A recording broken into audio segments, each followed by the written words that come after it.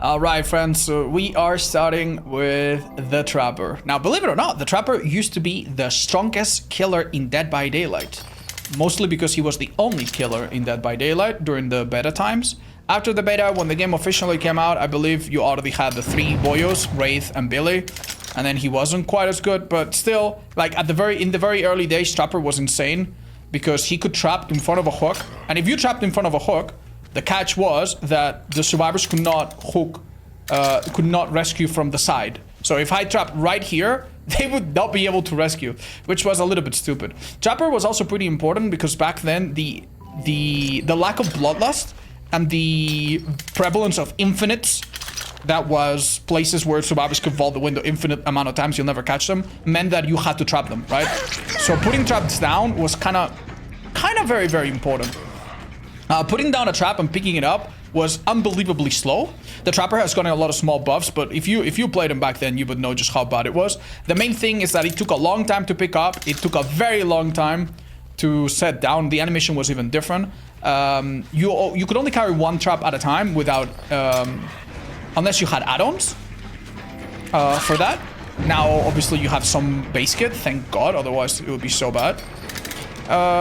What else is there to say? Know It was not a Hex perk. Hex perks did not come until the hack, which was a few chapters into the game, right? So until the hack came out, you literally had a Know It that just lasted forever and gave you, yeah, or it lasted 2 minutes or something. It was pretty stupid. It was pretty stupid. And yeah, Know It only insta-downed on tier 3. So you had to be tier 3 for Know It to insta-down. It was a bit funny as well. Now you might wonder, why are you not having agitation if it's better? Isn't agitation better than Iron Grasp nowadays? And what's the deal with Brutal Strength? Was that really the best thing available? Yeah, back then there were very few perks. And the thing about Brutal Strength is that it was way, way stronger than it is now, and absolutely way more necessary. Back in the day, survivors with the perk from Jake or with toolboxes could sabotage your traps, but more importantly, they could sabotage hooks permanently. The hooks did not respawn. You also did not have the ability to kick gens, but I'm sure you already know that, right? So yeah, the hooks did not respawn. So that meant that after a little while, survivors would literally be unhookable. The only way to get rid of them back then would have been to get them to basement. Funnily enough, Moris were also really strong. And at one point you could use them, like you could down a survivor at the start of the game and then use a Mori immediately, which was obviously not okay. This is off the record, I think. Oh, never mind. Just Iron Will, I suppose. Yeah. Yeah, survivors were really strong in a lot of ways. Also incredibly stupid, weak, and unprotected in some others. But yeah.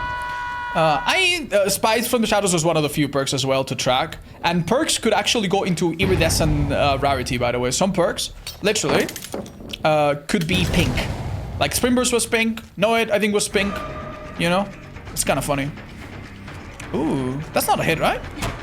It is because she had really bad pathing, I feel. So that's some of the things that you had to worry about back then. Ooh. Ooh. It's in the back, though. Oh, she got rescued. Okay. Can I make that shot? No, I think I need to go back to my prey back there. Yeah, is there anything else preposterous that you remember about this early stage of DBD? Now, mind you, small disclaimer, I did not play the game upon the release, so this is not something that I saw. I mean, I saw some streams back then, but this is something that I experienced. So this is just, you know, this is something I've seen and I've heard about. When we get to the point where I started playing the game, I will let you know in the video, and then everything else that I talk about will have been something that I personally experience myself. This person's dead on hook and I feel a little bad about it, so we're probably just gonna let it go and give her another chance. Pallet vacuum? That's something we could talk about when we bring up Brutal Strength. So, one thing that you need to know about... Basically, everything back then was slower. The animation of hooking a survivor was like 2 seconds. The animation of vaulting a window was like 2 seconds. The animation of breaking a pallet was like... I don't know, right now it's like, what, 2-something seconds? Back then it was like 4 or something. It was very, very slow. So Brutal Strength was very important. With Brutal Strength, you broke pallets at a relatively fast time compared to now. But back then, without brutal strength, breaking a pallet took like you needed to call work and ask for some time off. You would not have time. Yeah, it was pretty disgusting.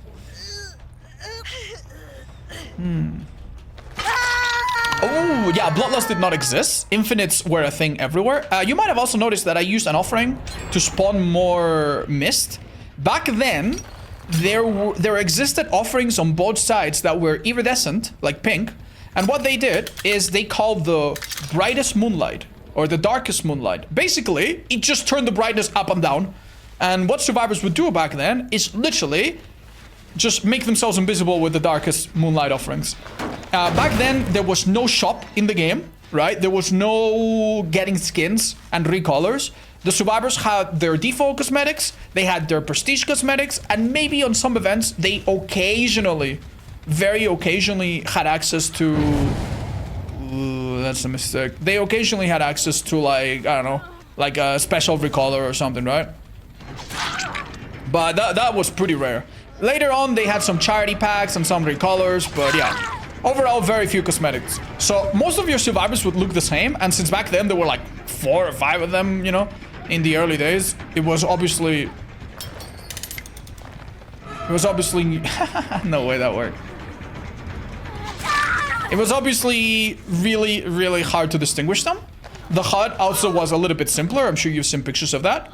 And one thing you need to keep in mind is that the game was very dark. The graphics were a bit different. And especially the Claudette players were basically impossible to see. Claudette had really dark clothes. And, you know, there was this whole stereotype about her. You would actually, like, if you crouch, this kind of worked with all the characters that had dark clothes or prestige clothes, but especially on Claudette, it was very popular. You would not see survivors at all. They call them blendettes. Yeah, some people think that term is a bit outdated and even downright offensive. Yeah, it's not something I want to encourage people to use myself.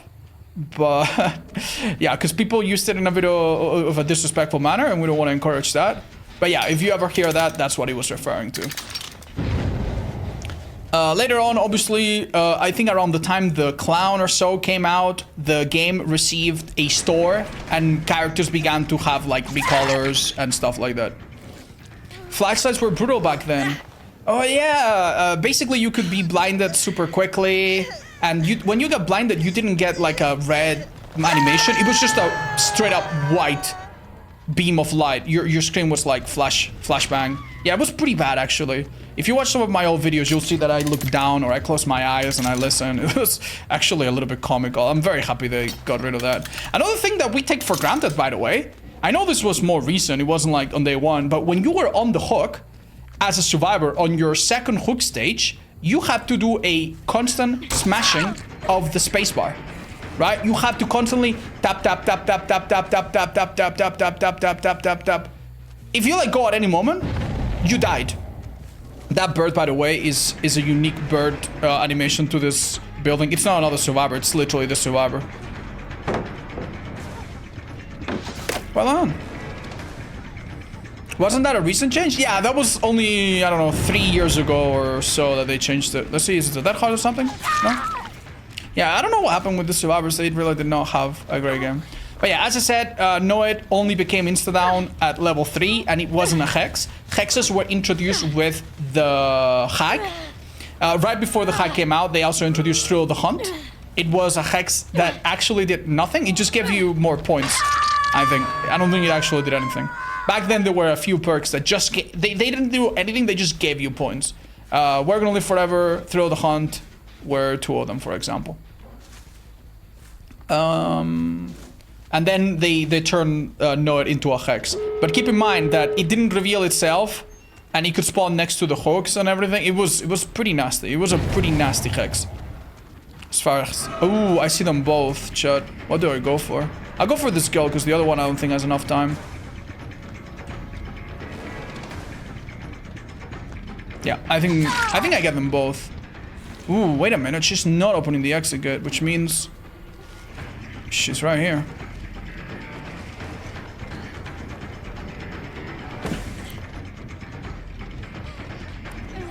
The extra movement speed from Noid is very nice for situations like this. I'm sorry, guys.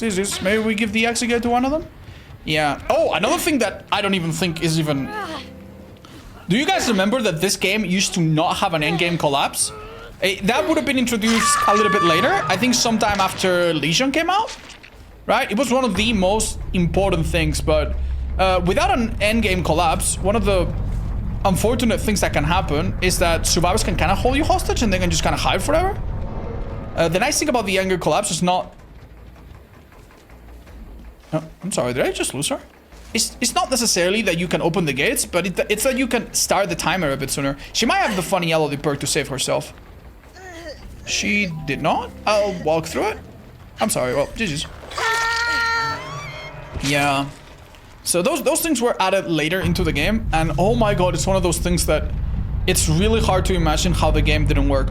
As a little fun fact, sometimes the Trapper, you see how the trap is a little bit obscured and you don't see part of it? Back in the day, one thing about Trapper that was really, really nasty, after they buffed him sometime later, is that he could actually hide traps in a lot of spots in the map. So yeah, that was probably when the Trapper got some traps added to his base kit, and he could still hide them under floorboards and stuff. That was probably when Trapper was at his strongest. But ever since a few more killers were added, the Trapper would immediately nosedive into being one of the worst killers in the game, on average, in any tier list. And keep in mind, even though you can no longer sabotage the Trapper's traps, you can still totally see them with maps, like the item map, right? So yeah, this was honestly a bit of a simple one. We're gonna head into more complex and really, really crazy metas in the next match. Okay, we are playing Myers now. He came out, he was the 5th killer in DBD, by the way, even though he doesn't show up 5th in the menu, because obviously the free characters like Nurse show up first. He actually came out really, really early, and a lot of people credit Myers coming to DBD as being one of the reasons DBD took off and was immediately like beloved and successful, right? And got many other licenses to come on board. So DBD owes a lot to Myers. But one thing you need to understand is that this killer was a mess for a very long time. For a very long time, this killer, and still is to some degree, a little bit problematic. So, what do we talk about, chat? Wow, that's so fast. Jesus. Alright. They have no idea. I think now they've figured it out. That's a nasty spot. Yeah, if basement wasn't there, I would have had to find another. Anyway, so... not gonna talk about the add-ons very much. That hasn't changed. The basic Myers idea hasn't changed, but yeah, one thing that you need to know is that, look, I hit a survivor, right? And I have like a 2.7 second cooldown or something like that. Back in the day, Unrelenting, which is a common perk, the one I have on my right, was a perk that made all of your recovery faster. So I would have recovered like way faster, right? And then Save the Best for Last, which is a perk that came with Myers, it also made your recovery on non-obsession also faster. Like in general, it wasn't token based or anything. Like you just got it. Right? So with both of these perks, whenever you hit a survivor, you would barely have any recovery. You would hit them and go pew, pew, pew, pew. Like anyone unhooking in front of you. By the way, you could grab people hooking. So if someone was unhooking, I could grab them. But if somehow you didn't grab them, you could literally murder them, which is really, really strong. Like you could just double tap them. It was like having the current Save the Best for Last at like 16 stacks or something. Really, really intense. Oh, hello. Laurie, that's so perfect. Yeah, Decisive Strike was also a perk that was really ridiculous back then. But let's not talk about that, shall we? But yeah, those two perks were called the machine gun build. This worked on almost any killer, by the way. It didn't work just on Myers. I think I made a little blunder there, chat. Not gonna lie.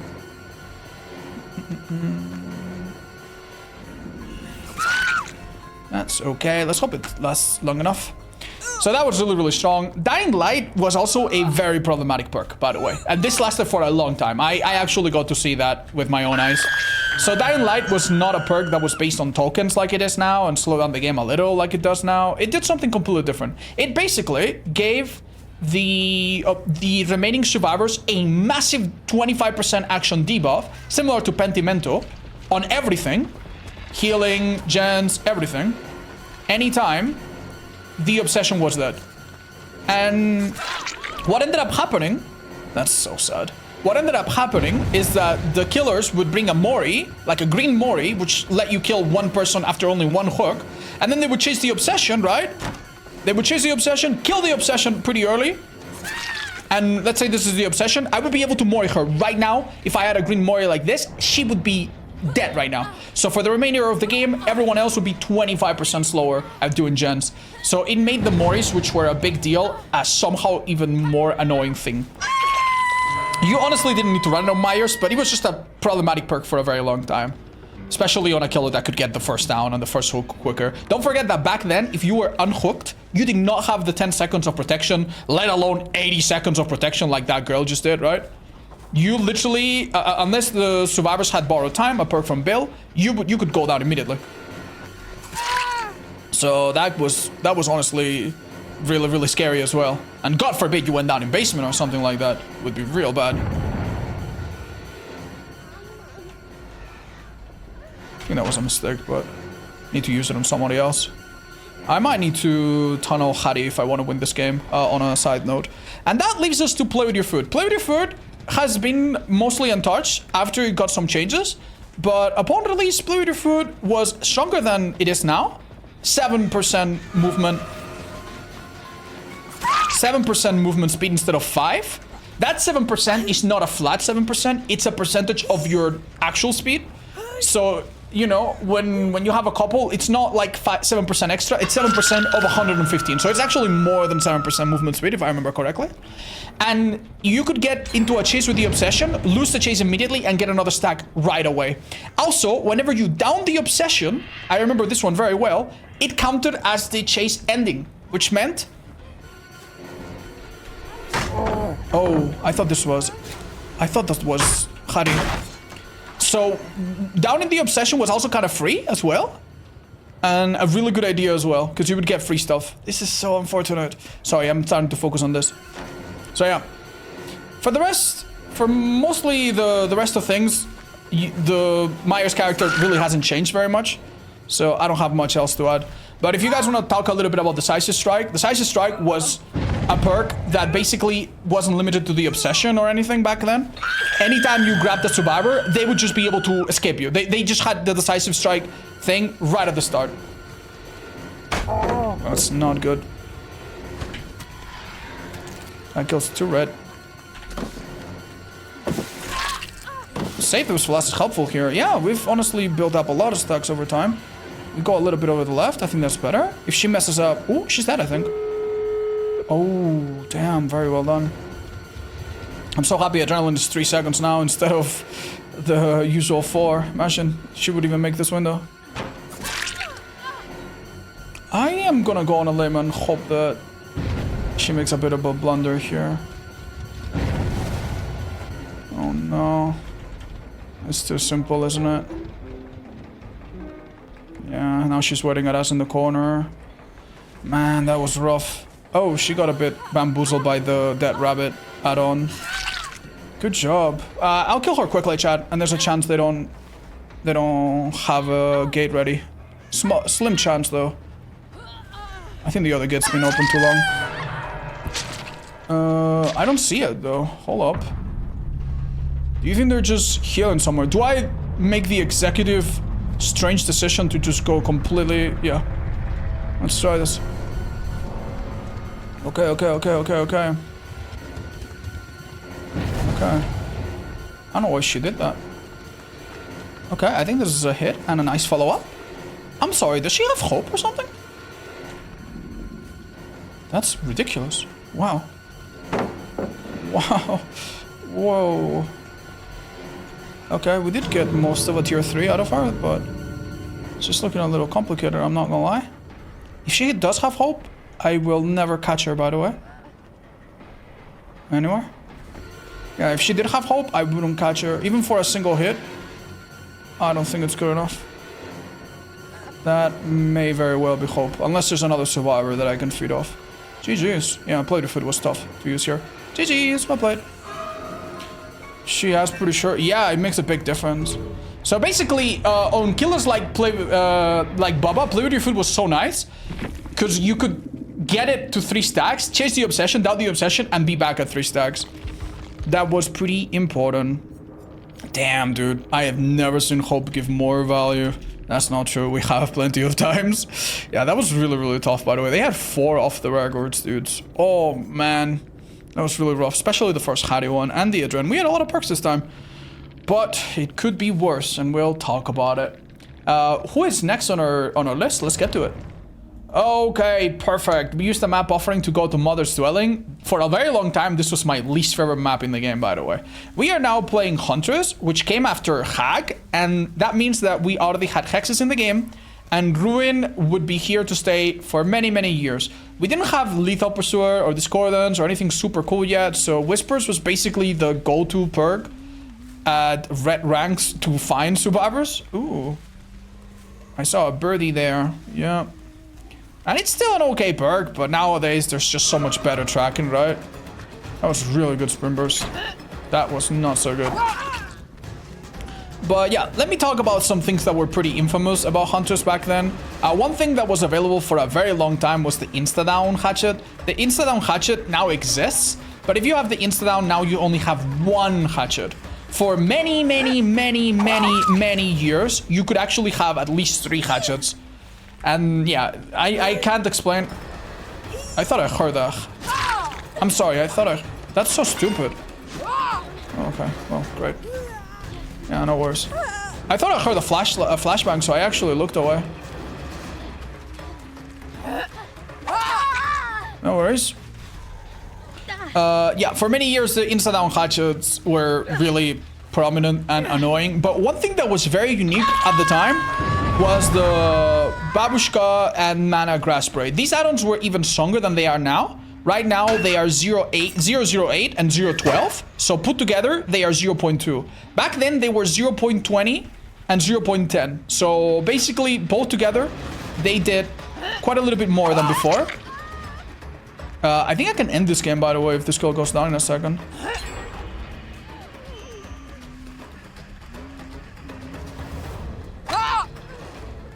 Hold on. I don't think this loop is so simple. We'll try though. But there's something really, really unique at the time, which was the perk Tinkerer. So the perk Tinkerer did not actually have anything to do with gens for a very long time. Instead, what it did is it made the charge add-ons of each killer stronger. So on the killer that this perk came from, aka the Billy, this was really, really good because Billy had at least 3, I want to say 3 at least add-ons to increase the time that you charge your chin so quickly. I'm not gonna lie, dude. Like, I don't want to slug. Please don't make me slug. I'd prefer if you didn't. Thank you. So basically, if you had Tinker and 2 charge add-ons, it's like you had 3 charge add-ons, more or less, right? So that was really, really good on Billy. That would be what people call the Insta-Saw Billy. You could make your chainsaw like start going like in like less than a second or so. It was really ridiculous. But it also worked on Huntress. So on Huntress, when you put these 2 add-ons together, the Mana Grass Braid and the Babushka napkin thingy, now, as you can see, you wind up your hatchet a bit faster. Back then, it was really, really quickly.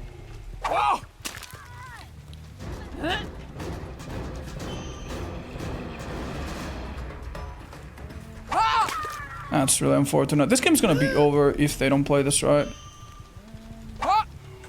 You know what? Let's allow it. So yeah, you could basically throw hatchets incredibly quickly.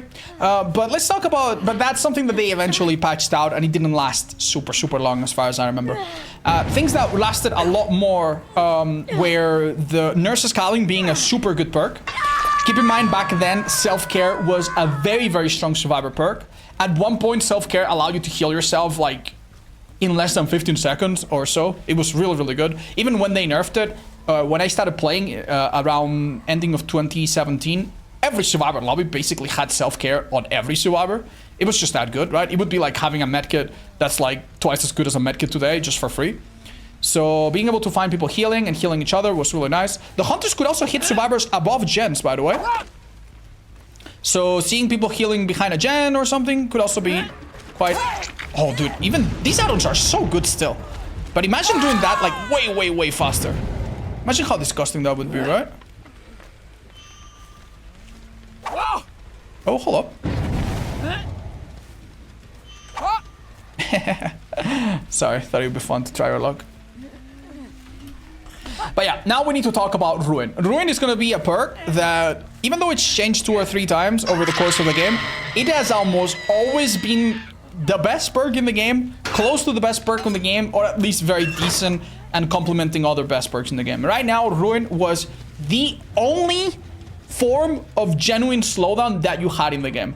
Yes, there were some other perks like Thana here and there, but they generally did not do a lot. Ruin was the single perk that you needed to slow down your games. It was actually really, really common for the meta to be, you know, some info perk, I don't know, one perk to deal with pallets, and then Ruin. Or Enduring, Spirit Fury, you know, Ruin, Barbecue. Barbecue, you know, we'll talk about a bit more later. But obviously, it was a perk that gave you info. And also, pretty important, it gave you extra blood points. Nowadays, those blood points that you get extra from Barbecue are gone. And everything, thank goodness, is a bit more cheap on the blood web. So we'll be talking a lot about Ruin. But let's also talk about how it worked when it came out. When it came out, Ruin didn't actually make gens regress on their own. It just changed skill checks for survivors, right? So basically, if survivors hit a great skill check, the difficult one, nothing happened. So instead of getting an extra 1%, was it 1% back then? Or was it 2% back then? Well, instead of getting an extra whatever percent, you got 0. That out of the slowdown survivors a little bit. But more importantly, when you hit a normal skill check, you lost 5% on the gen, I think. And for a few seconds, the gen didn't progress as if you had missed a skill check, you know? That's really good. Well done. Oh, you got me good. Good to know. I don't know if I want to break that, chat. So this was already pretty brutal. Back then, people were not as good at the game. They did not hit skill checks as much. The option to play at higher FPS was not in the game. Mind you, the console version of DBD hadn't come out, but when it did, you know, it was still a bit brutal, right? And what else? What else do we talk about? Nice job. So hitting skill checks was hard. Harder than it is now, I'd say. And it was really brutal that you were doing a gen, and then if you don't hit greats and greats and greats and greats, you were basically like not even making any progress. So many people would just be on a gen and not actually get anything done. And it also made it very difficult for people to be altruistic on gens. It was kind of like a corrupt intervention, because when survivors all spawned on a gen and they all got on it, as long as one of the 3 people was not hitting greats, the gen was stopped for everybody. Not just for one survivor, for everyone, right? That would have been sweet. So that was very, very unforgiving. And it made Ruin very, very good slowing down the game. It would be very common to have one survivor going around the map to find Ruin. And yeah, that basically, you know, sometimes it was gone relatively early, sometimes it lasted the whole game, but it was just a perk that was just really, really, really brutal. And it lasted in DBD for a very long time. It was meta, I want to say, we're gonna, like this came out with Hack, right, which is pretty much year 1. And it's gonna be meta pretty much forever, and only gonna be slightly displaced when we see Corrupt later on, and when we see the second version of Pop a little bit later on, which was like 2018 already. So yeah, so we're gonna see a lot of Ruin in some of the matches, and even though it will change later, it's still a strong perk and you still see it in your games today. So yeah, Whispers is a more interesting perk to talk about, because it's a perk that literally hasn't changed at all, and yet it used to, even though it used to be really common, now it's literally become obsolete, just because there's so many better perks, right? It's been outflanked, it's been power crept by better, more accurate info perks. The fact that we also now have more maps that have multiple floors and stuff makes Whispers also a little bit harder to use. Keep in mind, back then, Midwich, that didn't exist. Gideon didn't exist for a long time. The game had 5 maps for each of the realms, right? It had 5 Autohaven, 5 Farm, 5 Macmillan. Let's see, you're dead hard if you have it. No? And that was it. Then 2 swamp maps with the Hag, 1 map with Larry's, the Doctor. Baba didn't get one. Huntress got this map. And Nurse got Crotus Brain Asylum, the Disturb Ward. Now let's talk about this map. This map used to be horrible. It used to be my least favorite map to play for a very long time. So the main building was almost identical as it is now, except, you know, you had this, you could get some of these windows here. I remember a patch, both windows spawn open. It was so bad. Main building is really, really safe, right? But it hasn't changed that much, all things considered. Shag, it was in the same location, more or less. It was the fact that the map was a little bit larger than it is now. It had more jungle gyms than it does now, so that means more structures, and many of them were connected. By the way, they were like jungle gym here, jungle gym there, jungle gym there, jungle gym there, jungle gym there, jungle gym there, like very, very connected. And the fillers. Oh my god, the fillers in this map. In this map, you had like little piles of wood logs, right? And they could spawn so many of those. You could get like 5 or 6 of those. And it was like the type of loop that a normal killer, like say Ghostface, doesn't really play around or get to mind game very much. Because the pallet is fairly safe, but it's also very low. So you don't really see it, right? So this map was horrendous. Horrible.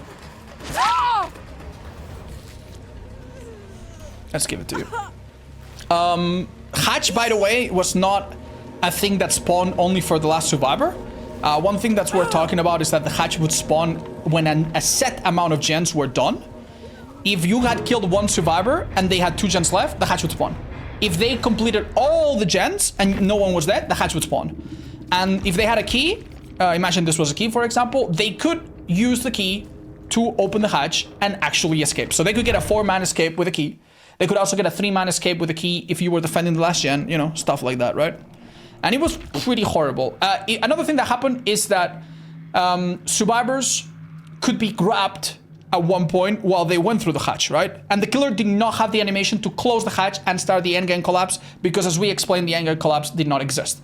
So if a survivor and a killer went to the hatch at the same time, they would be at an impasse. If the survivor goes in, the killer grabs and wins. If the killer hits, the survivor shrugs it off and goes in. This created what is called the hook standoffs, right? The hatch standoffs. And some of them lasted hours and hours and hours. People would be there and like, I don't want to die, so I'm just going to wait until the other person DCs or gives up or goes AFK and then I'll press it.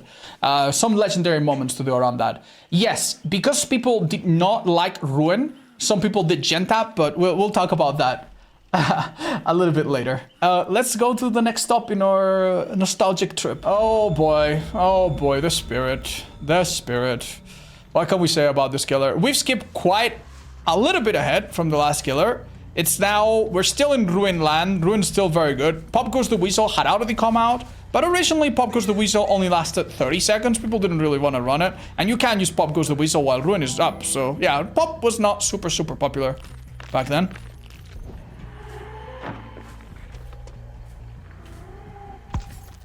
Wow, really?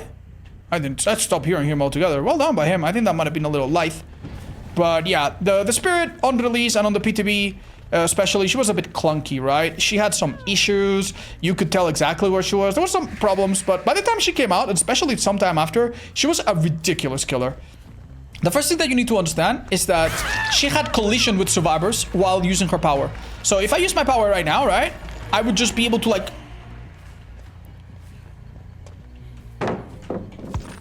bump into the survivor and know exactly where they were. So that was really powerful. She also did not have a vault animation. When she went through a window, she stood still for a few seconds and then she appeared on the other side.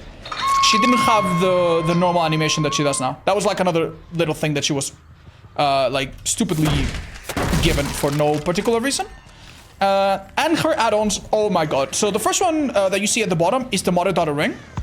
This add-on was... Ooh, that was real good movement. That was really nice as well. Is it light? Is this light? This is light? This is light? Well played by them. Jesus. Oh! He tried something a little funny there. I don't think you both make it, right? Oh, yeah, you do. Nice job. You started walking. Sorry, I'm a bit focused. These guys are probably going to give me a challenge. But yeah, the modern daughter ring was much stronger than it is now. The speed boost that he gave was not 25%. I think it was 40%, which is a lot for a killer that's already really fast. And you might have noticed that right now, whenever I use my power, I don't see scratch marks. The scratch marks completely disappear the moment I use my power. But back then, it was coded a bit differently. The survivors, whenever you activated your power, they stopped leaving scratch marks. But the scratch marks were visible. So that meant that if I used my power, I could find scratch marks right now, follow them, follow them, follow them. And by the time the scratch marks stopped, I was already close enough to just hear the footsteps or the grunts of pain from the survivor anyway. So the downside of this add-on was very, very manageable, on top of being much faster. Now, the other add-on that I have right now, it's called the Yakuyoki Amulet. It is one of the worst add-ons on Spirit at the moment. It's really not good. It actually makes her slower. And it's been messed up. It's basically not a good add-on right now. But back then, it was possibly one of the most busted add-ons in the game. It combined the effects of 3 yellow add-ons into one. It gave her extra duration, extra speed, and extra activation speed. But there's a problem. Duration add-ons were bugged and also gave extra recovery. So basically, it was 4 yellow add-ons into one, pretty much. That is ridiculous, and it made the other add-on obviously very, very strong. But if you can believe it, the Spirit, which at this point was probably number 2 or number 1 best killer in the game, the Spirit had an even stronger add-on than these two. And it was called the Prayer Beat Amulet. This add-on has been discontinued. Nowadays, it's called the Furin, and it does something else that's not very good. The Prayer Beat Bracelet made her phasing completely silent. Completely silent. From afar, from up close, all the time. When the Spirit stood still like this, by the way, you didn't hear any whooshing or anything, by the way. You had to guess when she was using her power. Unless you could see the animation, which sometimes flickered, letting you know that it has started. So standing still was very, very good idea as well. What did the Prayer Beat Bracelet do, you might ask? It allowed the Spirit to do this, go around the entire map, and then boop, appear right here, and possibly insta-grab a survivor out of a... That's so sad. Insta-grab a survivor out of a generator or a totem without them knowing possibly that you could be there. It was disgusting and one of the least fun things that you could bring in this game. Luckily, that one is gone forever. Hello. All right, this is okay. Now we're going to talk about some perks. We already talked about Ruin. That's so unfortunate. We already talked about Ruin and how prevalent it was. Keep in mind that the Spirit brought the perk Haunted Ground, which was really, really nice to protect Ruin even longer. And it became quite popular for a little while. But people still obviously tried to do Ruin. Hold on a second.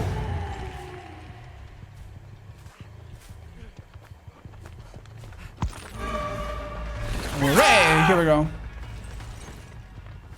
And yeah, Sloppy Butcher, by the way, did not... You might have noticed that I didn't use it in any of my previous builds. Sloppy Butcher was a horrible perk.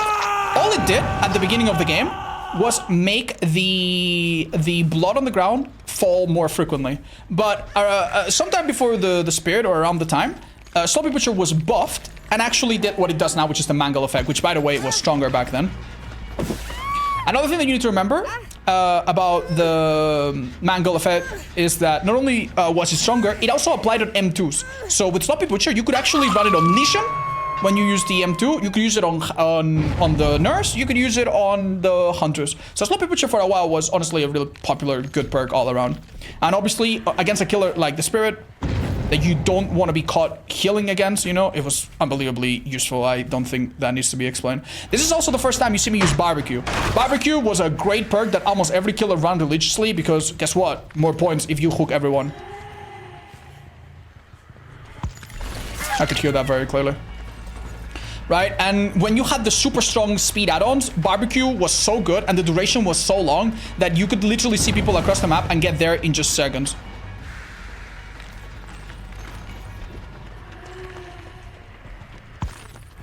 Yeah, let's see that heart. Nope.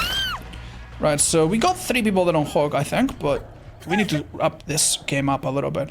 And that leaves me with Strider. Strider was not a perk that almost any killer wanted to use, but this was around the time when the perk Iron Will was very, very good on Survivor. It didn't have any downsides, it didn't have any exhaustion requirements. It just made survivors that were injured completely quiet, and that was really good against a lot of killers, and it was great in general, but it was particularly nasty against the Spirit for, I think, obvious reasons.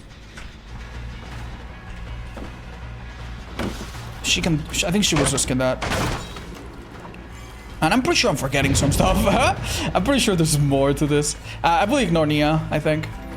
But yeah, Iron Will made you 100% quiet. With Strider, you could still hear the people. So this would be a way to counter Iron Will. It also made survivors that were healthy a little bit louder in their breathing. So that was also pretty good. Did we hook this girl? We must have, right? Looking at the amount of hooks, we must have.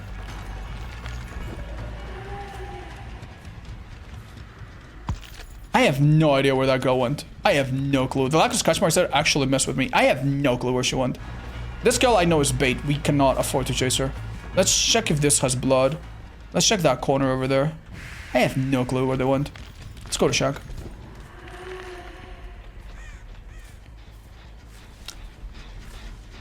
I personally was never a big fan of Strider. I prefer to kind of just power through it and listen to other cues. But yeah, a lot of spirit mains use this perk very religiously. At some point later, years later, Strider just fell off because Iron Will made you silent. Even they reworked the way sounds work, and Iron Will made you silent even with Iron Will. So what was the point, right? I think I make that. Just be careful. Sorry, friend. But yeah, but nowadays they've reworked it back, and I think Strider actually does counter Iron Will, but it does not counter off the record, funnily enough. So nowadays, instead of Strider, if you're a Spirit and you want to prevent people from having Iron Will, it's generally a better idea to use the perk.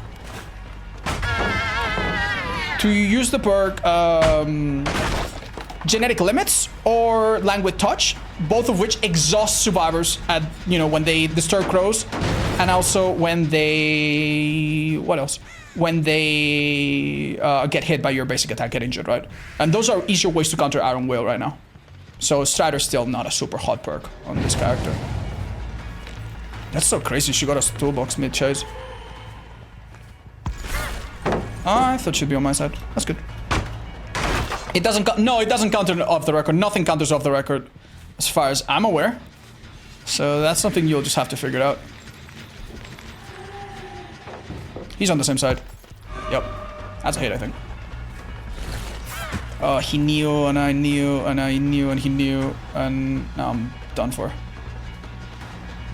Last survivor on a gen is gonna be tough. Oh, yikes. Yeah, well played. That was really good. It's just, if I didn't hit and if I waited and I didn't hit and he actually vaulted with whatever combination of perks, I was in trouble.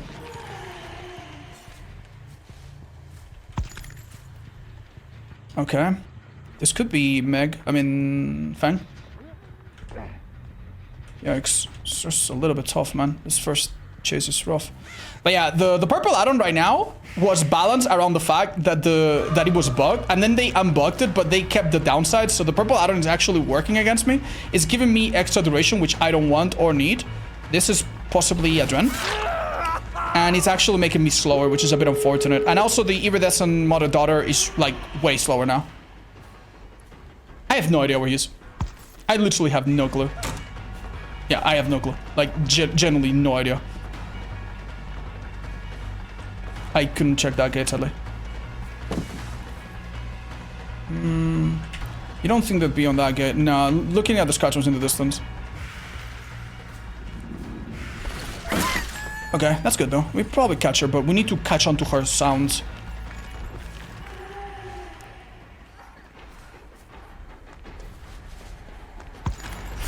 Thank goodness. Whew, that was hard. You know, chat, I am not 100% sure these people have actually... I don't think they've opened the gate, actually. I am going to bait them. Oh, massive little lag spike for no reason. I'm gonna bait them. Because I can guess where that guy's gonna be.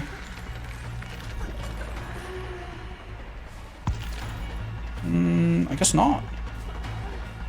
Yeah, I guess not. Okay, fair enough then. Background player could have been troublesome there. Give me the hit. Give me the hit. I think he's got a 99, right? Yeah, probably. So we have a problem, chat, and I know what this girl's trying to do. I think she's gonna... don't know. Yeah, she could make it... she could make it to... Do we have a hatch? Oh, we don't have a hatch, offering. Never mind. Well done, this guy played really well. GG's. I don't think I could have gotten her unless I got a really, really nasty hit on her. And then by the time I picked up, she would have just left, so... Unlucky, no exposed. Yeah, I think she kept her exposes between users. Yeah. Ooh, Hope on Fang. That would have been tough. Yeah, well played on everyone. Jeez. Yeah. I kind of appreciate this, honestly. Yeah. Would feel really bad to go against this. People this good and they also choose a map.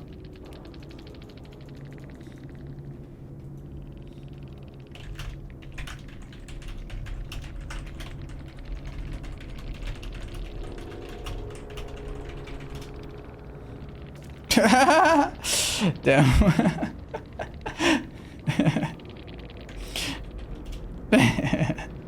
That was fun. Anyway, yeah, Spirit was ridiculous for a very, very long time. What they ended up doing, they nerfed most of her add-ons. They corrected the issue that made duration add-ons a bit too good.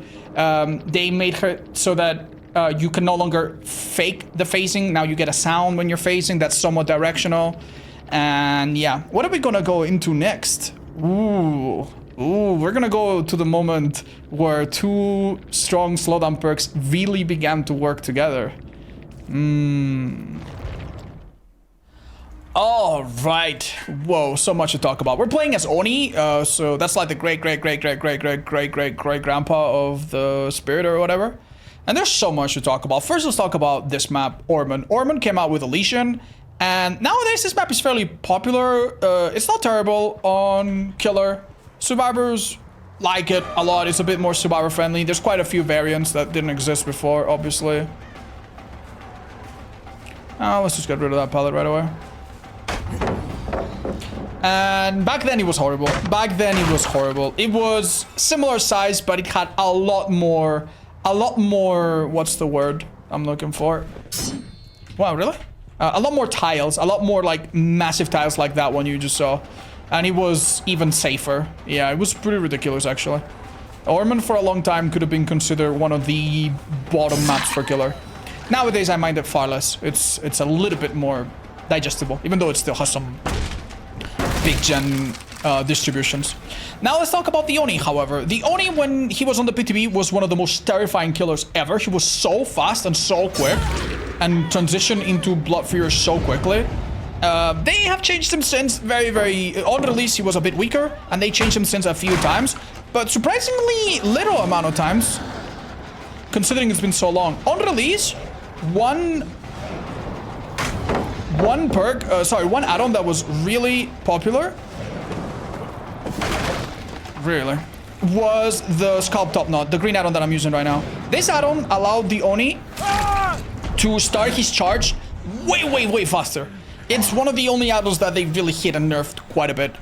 It was honestly so good that they just nerfed it. And nowadays, you know, duration add-ons are still really good. Speed add-ons are quite popular among veteran players. And also, what's the other one that's really good? He's killing himself. Why? I forgot. There's one more type of add-ons. Extra blood drop add-ons. There's a couple of those. The Oni Wooden Mask, for example, were very good. Now, the reason why we stopped on Oni specifically is because he happened right at the perfect time for 2 perks to line up really, really interestingly, right? Now, we talked about the old Ruin making gens slower in general, right? I don't think it's mattering, yeah. Let's just this direction. This guy's doing really... Wow, that was really impressive, actually. Hello. And then Pop, that was not super popular at the time, got a buff, right? Pop did 25% of a gen, which was a lot, but it wasn't all that hot because it only lasted 30 seconds. They buffed it to be 60 seconds.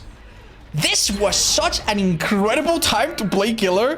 Like, it's something that you'd never see nowadays. You would... obviously, Ruin still worked through Pop, so you could pop a gen that was affected by Ruin and make it hurt a lot. And the thing about Pop, right, is that I could like, down a survivor, hook them, have Pop on my inventory, right, like, have it active, then I come here, I down another survivor, I pop a gen, then I pick them up, then I get another Pop. So basically, the 60 seconds allowed you to very consistently down a survivor while Pop was still up, and then deliver it, and then hook and get the other one. I think we're doing this a bit slow. Yeah, this guy plays very, very, no nonsense, you know? They might run out of pallets here. How the fuck? I saw him. Oh, that's such a shame. A little bit better. Could have been done. Oh, he doesn't have a pallet here. Oh, what a shame. I think I lost him, chat. I think I lost him. Oh no, I'm doing this to myself. So yeah, this was the time where Pop was at its strongest, Ruin was at its strongest. Okay. I'm fucking sorry. I've never seen someone pull that off. Hello? That's really high level. Hold on. Jesus, hold on. But then why would he mess up and do that? Interesting. Oh, I guess he wanted to, you know, double things up. I'm sorry, that really knocked me out of my socks. But yeah, this wouldn't last very long, by the way. At some point, it became really, really obvious that Pop working with Ruin was really, really common. Ruin was extremely popular, like at red ranks, which was like the quote-unquote high MMR at the time. I think statistics prove that, like the depth statistics showed that Ruin was in like 80% of the games or something like that on killer. So that was pretty insane, right? Everyone clearly wanted it. What they did, right, is they reworked Ruin. We'll talk about what it became. And also they nerf Pop. Instead of lasting 30 seconds, which is not enough, and 60 seconds, which is a little bit too much, they honestly did the very elegant 45 seconds, which I think is completely fine. I'm sorry, I don't know where you went, buddy.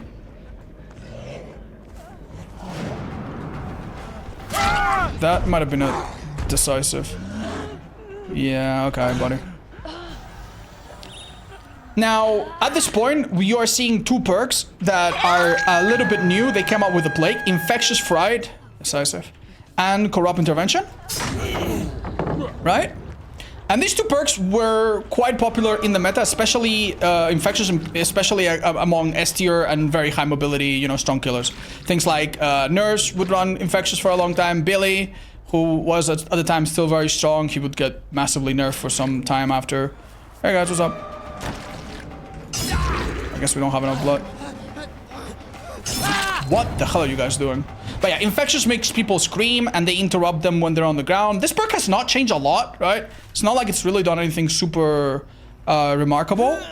But it's just kind of like Whispers. It's been outflanked. There's now just better info perks, I guess.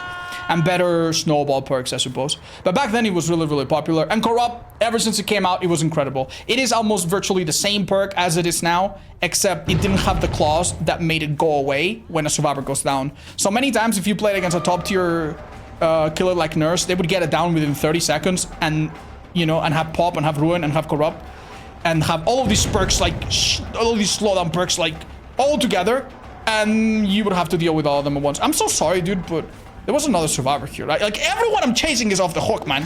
What is going on, man?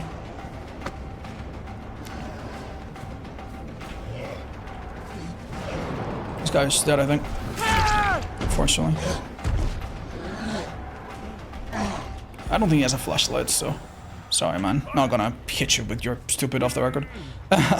So yeah, basically this was the time where stacking slowdown perks was really, really disgusting. I remember on some of the builds I ran back then, you could have Ruin.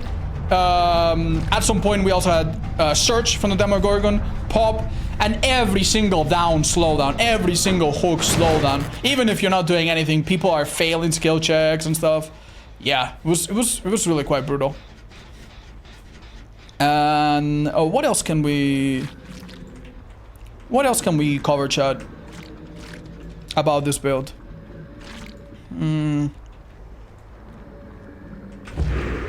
Was there anything unique about Infectious Fry back then?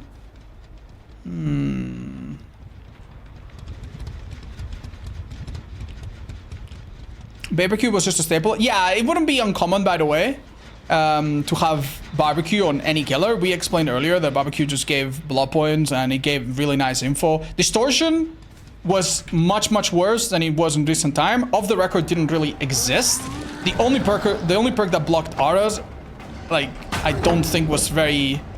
I think Soul Survivor did that, but it really wasn't very, you know, viable. So why the hell would you do that? Yeah.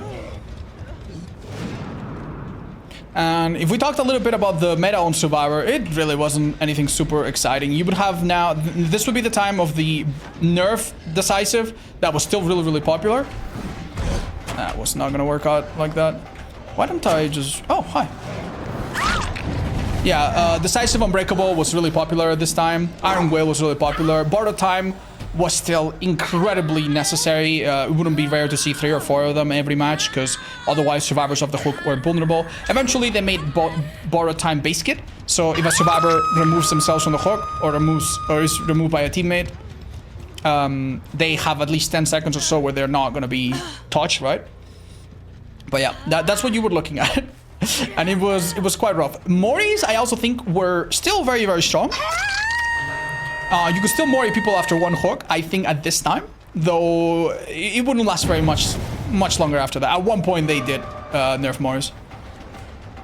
Okay, this poor guy doesn't have much. Let's just hit him. I know I could wait 5 seconds, but let's just hit him. Just to speed things up a little, guys. Keep it a bit more fresh. They nerfed during 4.4? Ooh.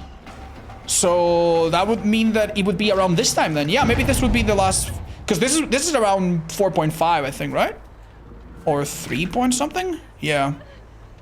Yeah, Moris were instant, but that was very early in the game. Sorry, I would have gone for the other guy, but... Infectious Fry didn't do anything, so... I assume they're not near. If it's decisive, that's okay. It's not... This is 3.4. Okay. So that means, yeah, we were still deep into the Mori. Yeah, Moris basically were hidden, right? Kind of like they are now. So when you went into a lobby and you saw that the killer had... oh, this was my own offering. I didn't realize. The killer had a non-visible offering. You knew it was going to be one of those kind of sweaty games. And yeah, it wasn't very fun. Anyway, we kind of gave them a chance by doing that, needless to say, but that's probably okay. Oh, I think they're above.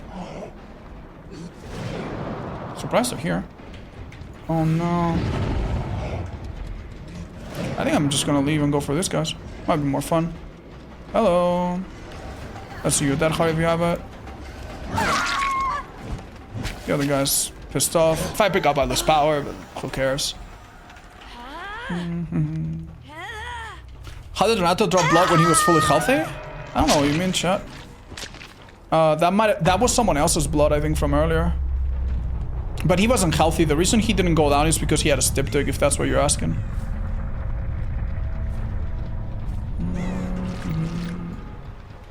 Where did our friend go? They're injured. They should be leaving a trail, right?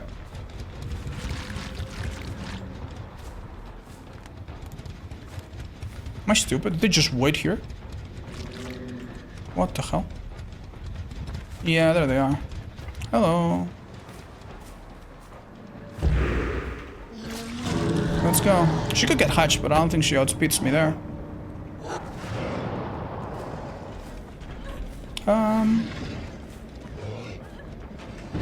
Let's go this way. There we go. Now we're lined up. And... Ooh, damn. Not lucky. What the hell are you doing, buddy? Jesus. How do you even play DBD anymore, but you deserve the world odds, being such a beautiful person? Thank you, Answer. I appreciate it. So, basically, you know, what you need to understand, right, is that this will be the last time we will see Ruin in this spot. The developers saw that Ruin was really popular and they reworked it. And let me tell you, many killer players lost their mind. They insisted that Ruin was the only way to slow down gens that was viable, that, you know, that this, that they would kill the game, that the game would suddenly be super survivor-sided. And little did they know, the new version of Ruin was arguably stronger than the old one. And I'll explain what it does. It's much closer to what it does now in the next match. Very, very classy survivors, man. Jesus. Alright, this is the first time that I play a killer out of order, and you might be wondering, wait, Freddy came out like years ago, right? Before the pig, before the spirit, like the third or so, like licensed killer. Why are you playing him now? Freddy didn't come out now, but he got reworked. He got a massive buff overall. The old Freddy was a bit weird. He couldn't hit survivors right away. For example, now I wouldn't be able to M1 these survivors. I would need to like hold my hand, put them to sleep, and putting them to sleep made them very slow, and they didn't have a terror radius, and it made you kind of like a stealth killer, and they had to self-care and miss a skill check out of it or something to wake up. It was kind of strange, right? It was unique, pretty weak. Nearly bottom of the tier list. Everybody thought it was a joke, but you know, but definitely very, very weird. But well, they changed them. They gave him the teleport. They gave him the snares. They gave him the They gave him the fake pallets, right? Everything he has nowadays, except back then, he was stronger. He was definitely stronger. Survivors that had borrowed time, right, only had borrowed time if they were within the killer's terror radius. So this killer, as long as you were asleep, you would always be oblivious. I'm sorry, dude, what? You would always be oblivious. And that meant that, yeah, you never had borrowed time. So this killer could basically ignore the safety of survivors when they came off the hook. This is terrible, by the way. Should have teleported elsewhere. And he could also tunnel people, because if you were in borrowed time, your timer ran out outside of the terror radius. So for the same reason, basically, if this girl was bleeding out right now, if she was in deep wound, she would fall mid-chase after like 15 seconds or something. So yeah, it was pretty bad. Oh, that was convenient. Right, so like normal Freddy already was a much stronger killer, arguably in the top 5 killers back then, you know, and for some of these reasons that I told you, right? He was a good user of Search, he was a good user of Save the Best for Last, perks that were pretty strong at the time. He was a good user of Know It, because of his teleport, obviously anything pop related was good, right? You could use Ruin and Pop together, they were really good.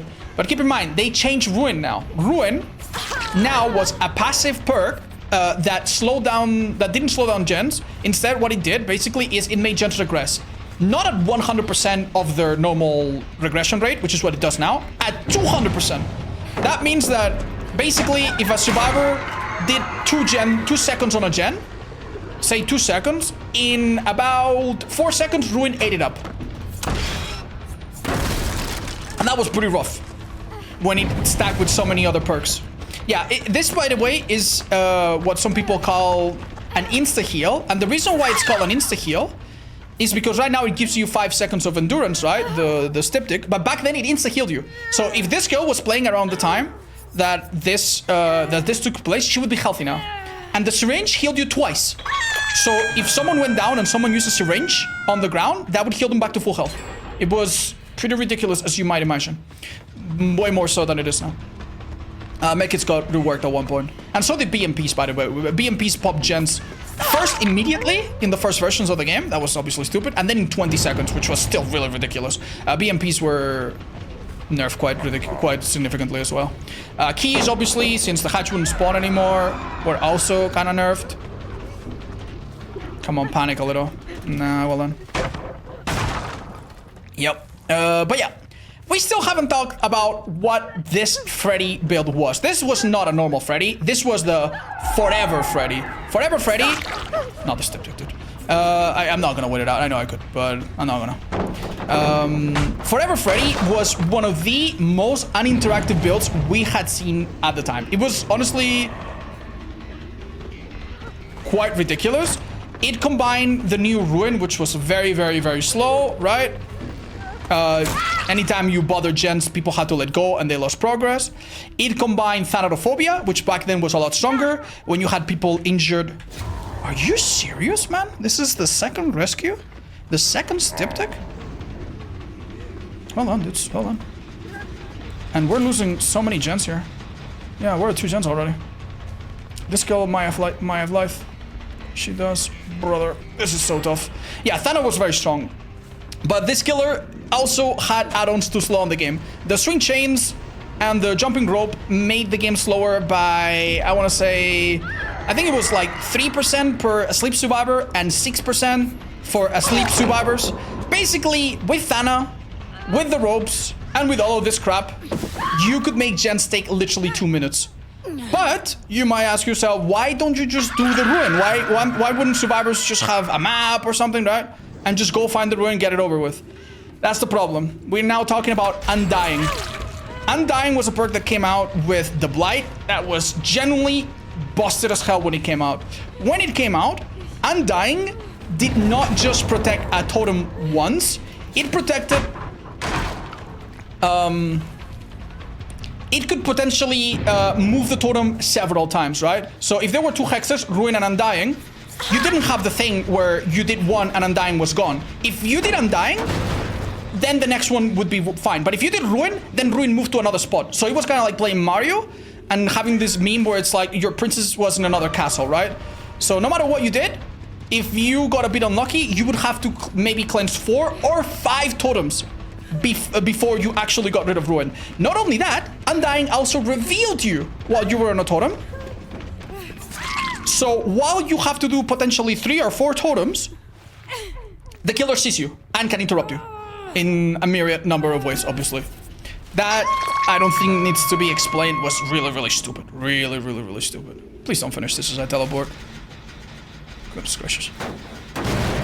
Yeah, some people thought it wasn't strong enough. Yeah, no matter how ridiculous things are, because the other side always had ridiculous things to compensate, everyone, you know, everyone thought that it wasn't enough. That's just a constant in DBD. We're not even comment on that. So yeah, basically, that would make the games very, very slow. The gens very, very slow. And it would take forever. And now we had Tinkerer. We explained that earlier. Tinkerer did this really funny thing where it made add-ons better. At this point, Tinkerer gave you a warning whenever a gen was at 70%. That is exactly the same that it does now, but with one crucial difference. It did not have a limit on the amount of times that you could use it. That meant that if this gen was at 70%, I would teleport to it, I would push people away, the gen would regress back to 60 or 50 or whatever percent, and then I would get a hook, I would maybe camp it or whatever, play, you know, and when, you know, the gen's getting done, then I go and I kick it and I do it again. So basically you had infinite amounts of Tinkerer to always delay the gen. So people would be on a gen, killer teleports, Freddy teleports, then they run out, then he, you know, then the gen regresses, and he chases you for... It was that's why it was called Forever Freddy, because the matches took a long, long time. Honestly, considering how bad some of the things we got later were, I'm starting to believe Forever Freddy was not even that bad. You know? Like, it's gonna be a bit tame compared to other things. But yeah, you gotta realize, another thing that is also worth mentioning is that the snares used to be a bit stronger. You used to be able to place more of them, and yeah, not a lot, but they used to be a bit stronger as well. That's nice enough, I think. And pallets also, there were more of them. Don't have their heart, please. Okay. I'm gonna do this real quick. Yeah, no point. Second hook. I need to find Nancy, like, right now or this game is over. Let's just stop talking about the past and focus on this match, shall we? Wait, it was her first hook? Didn't even know that was possible. That's Nancy, by the way. Pretty sure. Yeah, there's blood. Let's drop down. Not sure where she went, but we'll find out, I guess. That is not Nancy. Thought I saw blood. Nancy got healed probably by the gen that was completed. And imagine she's going to be sneaky about this, so. Oh, I'm chasing her. That's awesome.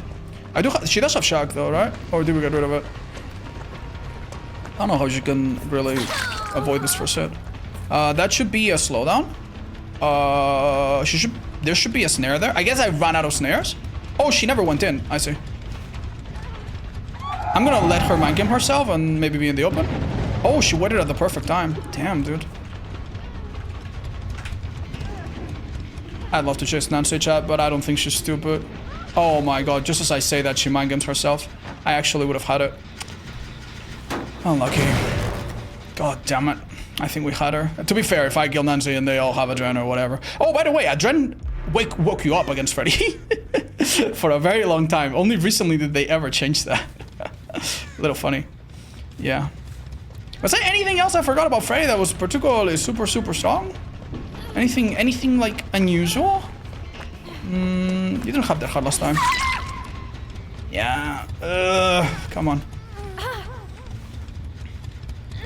Yeah. Like some people ask themselves, how did this killer go from like best to worst? It's just like he no longer has BS special treatment, right? He no longer can outplay certain perks. He doesn't have any slowdown on the gens. The survivors have overall gotten better at looping. The game is a bit less friendly. Yeah, I think you want to use Lithe really bad. So, like, it's a combination of things. Freddy, by the way, even at times when he was not considered to be the best killer in the game, had monstrous statistics. The fact that he has a little bit of stealth with the stupid. Wow. With the stupid Dream World stuff. Yeah, I can't go down fast enough here. This is over. That gen gets done. I'm afraid. Maybe Thana messes with them a bit. Yeah, Thana getting nerfed as well. Thana basically now only really hurts survivors when there's like 4 of them injured. But back then, if you had 2 or 3, it was pretty strong. Also, for some insane reason, in one patch, they decided to buff Thana. And instead of making it 5 per stack, it was like 5.5 or something. It quickly became one of the best perks in the game, actually. Oh, I didn't realize that was a bit tough. Oh, by the way, one of the reasons that is throwing me off is because what these add-ons do right now, you might be wondering, these add-ons don't do anything. These add-ons make survivors that are asleep make more footstep noises and more injured noises. That's why I thought this girl was closer to me. This girl has never been hooked. She can't have that high, by the way. She didn't. I leave her. I don't think I have a hook close enough. I'll go here and I'll catch probably no one. I knew it. I could hear the footsteps really quickly. Actually, no joke. That footstep add-on has been that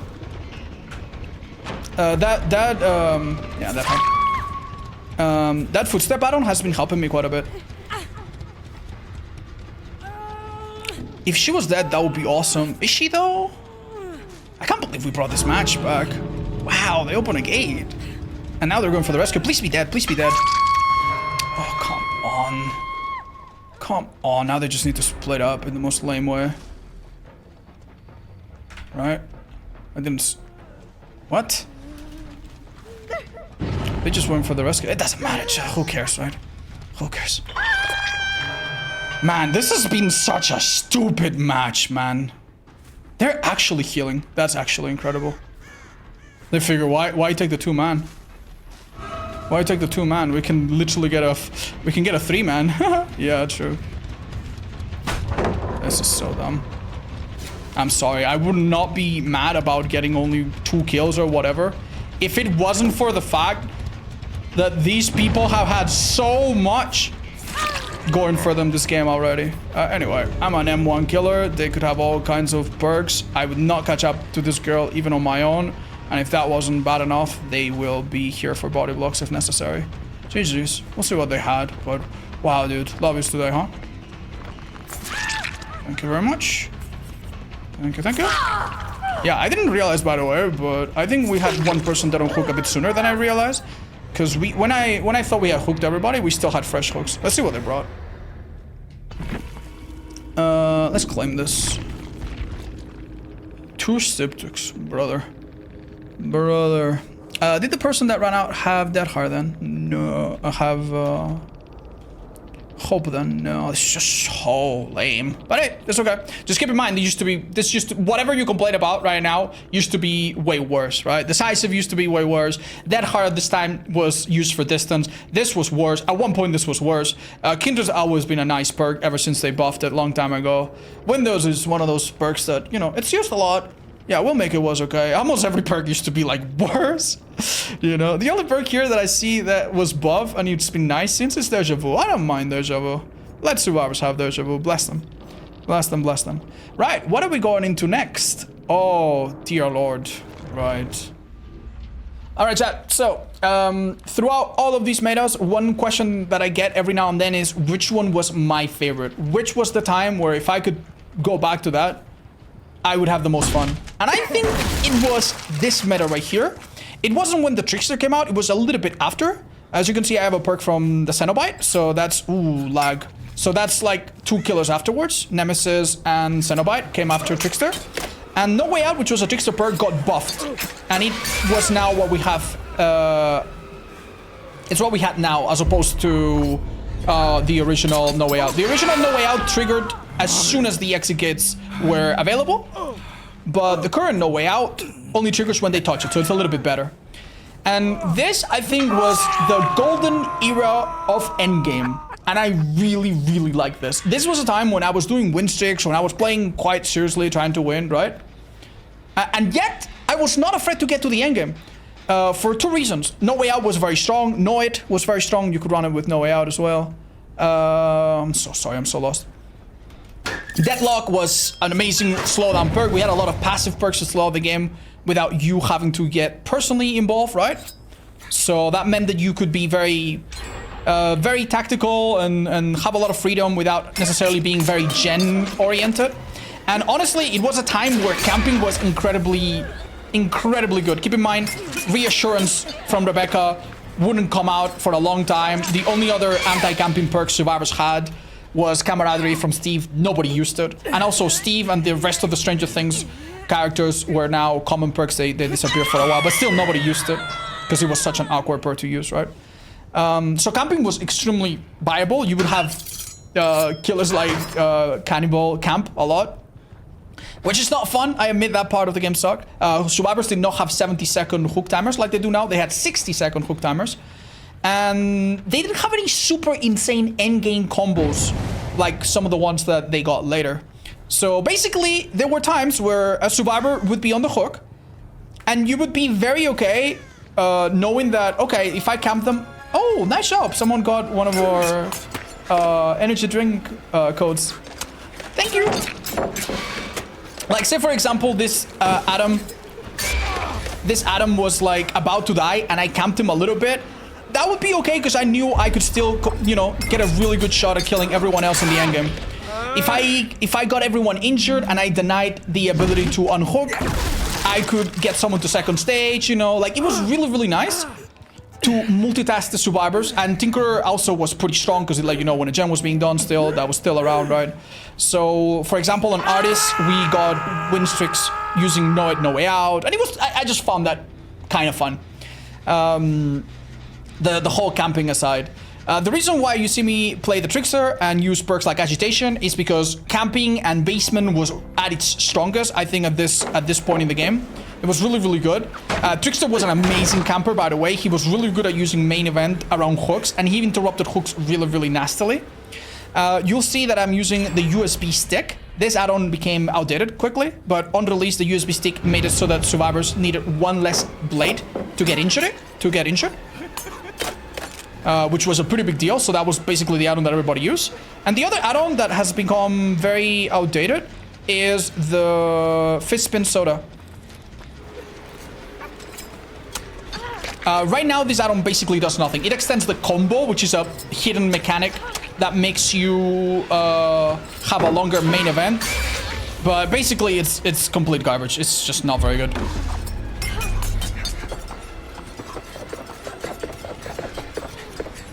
Oh my lord, she played that so well. Well done. But back then, it literally just sped up your blade rate. It made it faster.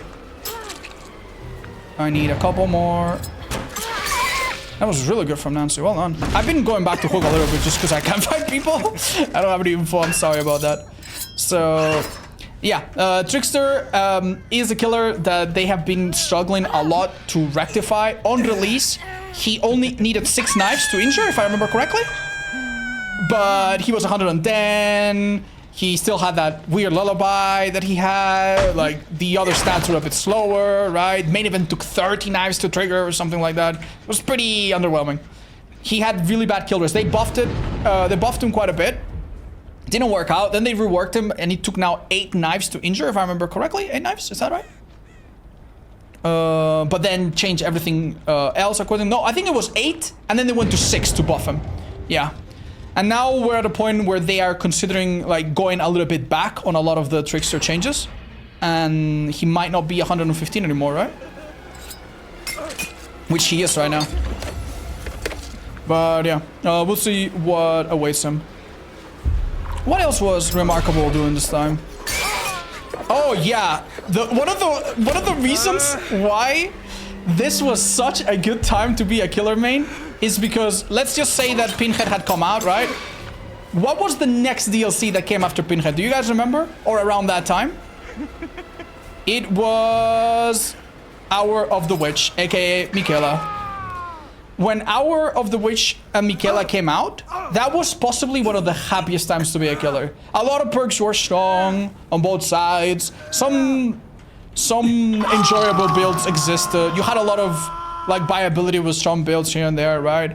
And when Michaela came out, her perks Shadow Step were available and her perks Clairvoyance were available, but Boon Healing was not available. It was like bugged, so they disabled it, right? And let me tell you, the moment they re-enable Boon Healing, what's it called?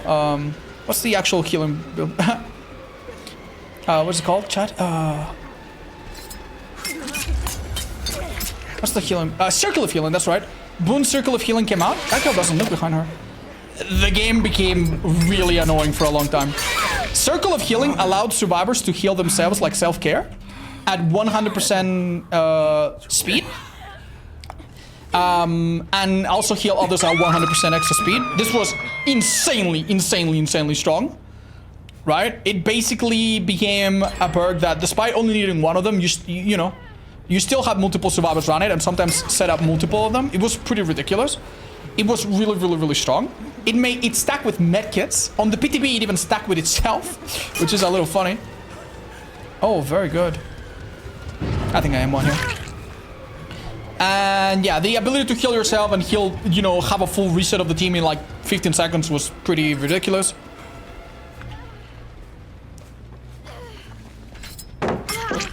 And yeah, the killers didn't really have much of a counter for that. It was something that if you had a map that you couldn't really cover really well, they would keep resetting it and they would keep healing, you know what I mean? It was honestly a pretty sad time for the meta. Circle of Healing was nerfed, I believe, twice. I think twice, to 75 and to 50%. And it was still so popular, it was still so good. They eventually nerfed it to the point where now you only could heal other people, and if you were injured, your autos reveal. Nowadays, Circle of Healing is a good perk, don't get me wrong, but it's not like the powerhouse that it used to be, right? Another thing that dealt a definitive blow to the endgame builds that I love so much that I'm trying to emulate right now is the introduction of Resident Evil Chapter 2. With Resident Evil Chapter 2, we now have Rebecca, and survivors could now be on the hook, not for 60 seconds, but for a lot longer. Jesus. Hope was already a very good endgame perk that nobody used, but when the Singularity came out some years later, he's healthy, we never injured him.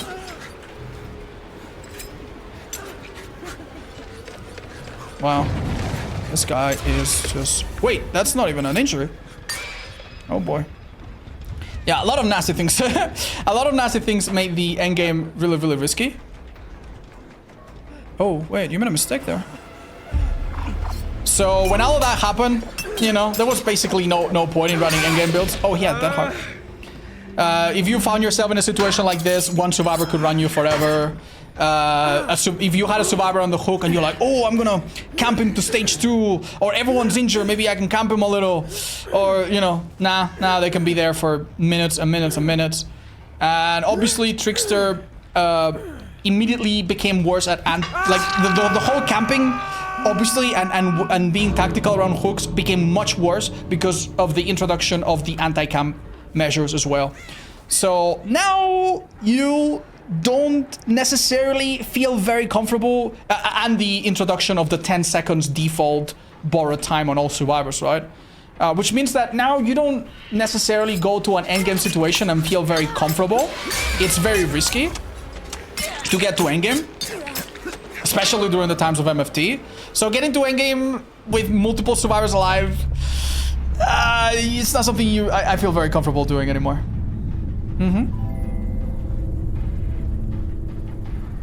And what we're gonna talk about next is I guess the big third slowdown perk that would replace or displace the previous Ruin, Pop / Corrupt. It would be the one that introduced, like, we had passive slowdown with Ruin, right? We have active slowdown with Pop. Now we would get like a third new form of slowdown, which is the Scorch Hooks, which is the Artist. Okay, let me try that again. I just tried to record this bit, but I felt like that game was a bit challenging and I didn't really get it out all nicely. Basically, what you need to know is that Ruin was, honestly, after the rework, way too strong, and eventually they would nerf it to do half of its current effect. And also, it went away if someone died. Like, they nerfed Ruin quite hard, eventually, right? And Pop also did not last very long, having only... Wait, did I just miss him? Oh, I'm sorry, I didn't see him. Pop also did not last very long, being a 60-second perk.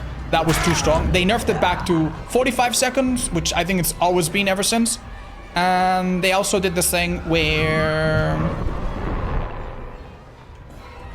I think it's enough. Ooh, nice shot. With this add-on, I think we can hit him, chat. So, come in, Pain, Res. Pain Res was a perk from the Artist that at the point it was introduced, it was arguably even stronger than now. Right now, it gives a little bit of slowdown the first time you hook a survivor, but back then it was every single time you hook a survivor, this guy, on a wide hook. Which meant that it was really good if you managed to tunnel the same guy over and over. And I think we get him. Really? That was really good. If he managed to vault that, that would have been insane. So if you managed to, like, hook David, then hook David, then hook David, you could get slow down, slow down, slow down. And then if someone traded, let's say that Jake, for example, you know, comes in last second, trades hooks with him, then I could get a Pain Res from Jake and then tunnel the David again and then do that. And then on top of that, for a brief period of time, we had Deadman Switch, which could be used along with Pain Res. So Pain Res at one point started to make you scream and push you out of the gen, right? Which would trigger DMS. And DMS would block all gens for 45 seconds. DMS has gone a lot of ups and downs, right? It's been buff, nerf, buff, nerf, buff, nerf. Or, I mean, it's been buff, nerfed, readjusted, right? But this was the one time when it actually blocked gens for 45 seconds. Keep in mind, survivors were only on the hook for 60. So blocking everyone off a gen with birds or with Pain Res was pretty nasty. At one point, Pain Res also made survivors scream and reveal the location of the gen that exploded. So not only was it a slowdown perk, I think that was a bad one, it was also a really nasty info perk, allowing you to follow it up with maybe a Pop Goes the Weasel if you wanted to. Figured that might help out a little bit. Yeah, I think that was helpful. This guy has a key, by the way, so watch out trying to mind game him at times. Oh, interesting. He could have Deliverance. He rescued the David, so careful. So yeah, DMS and Painters were pretty hot on Artis and a few other killers for a long time.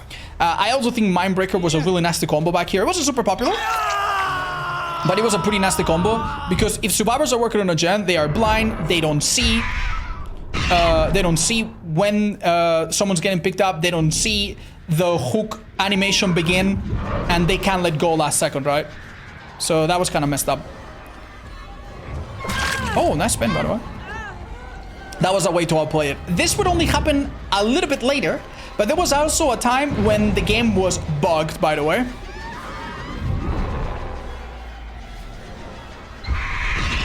The game was bugged, and when a generator was blocked, even though it's not supposed to, the generators actually regress during the blockage. And what this meant, in simple terms, is that whenever you hit a survivor on a gen... That's so unlucky.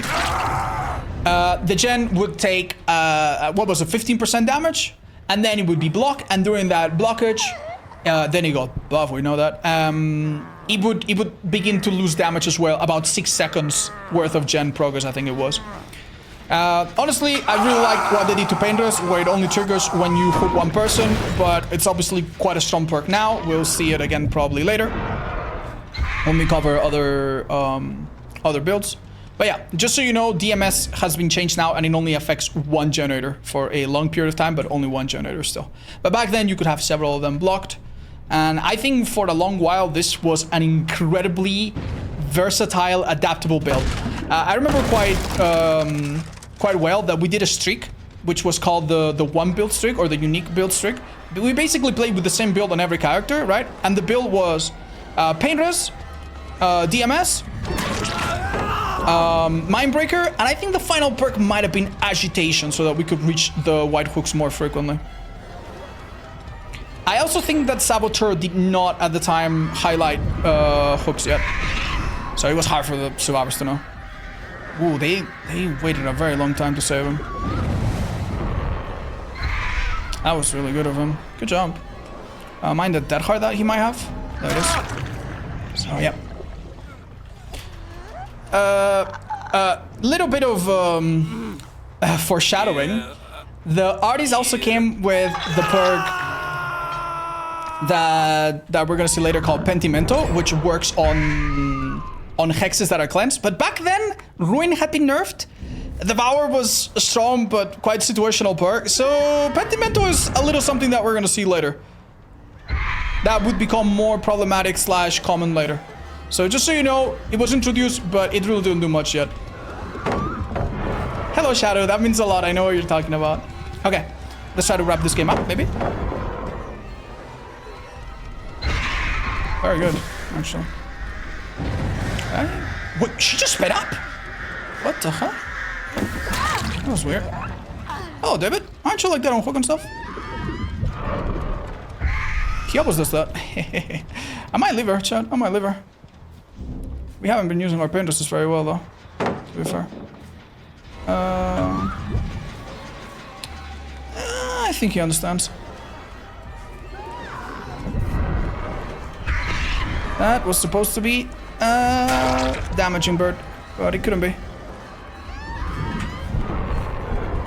Might be. Lucky he got rid of it. Alright, let's bother these guys. That girl on the ground will never know. These guys, they don't hook as well. Okay.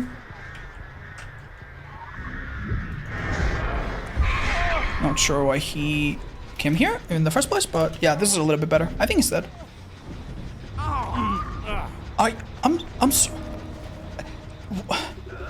I'm so sorry. Whoa. Okay, dude.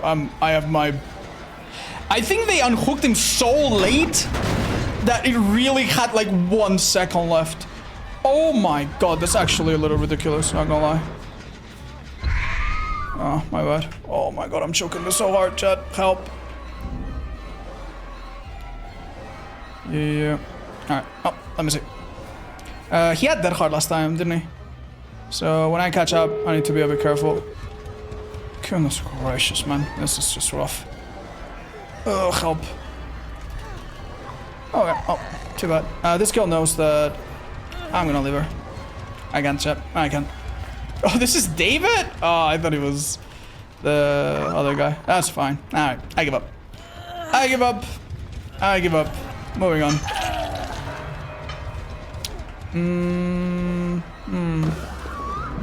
Alright. Let me try to do something fun. Could be interesting. Let me see if I can do a stagger bird.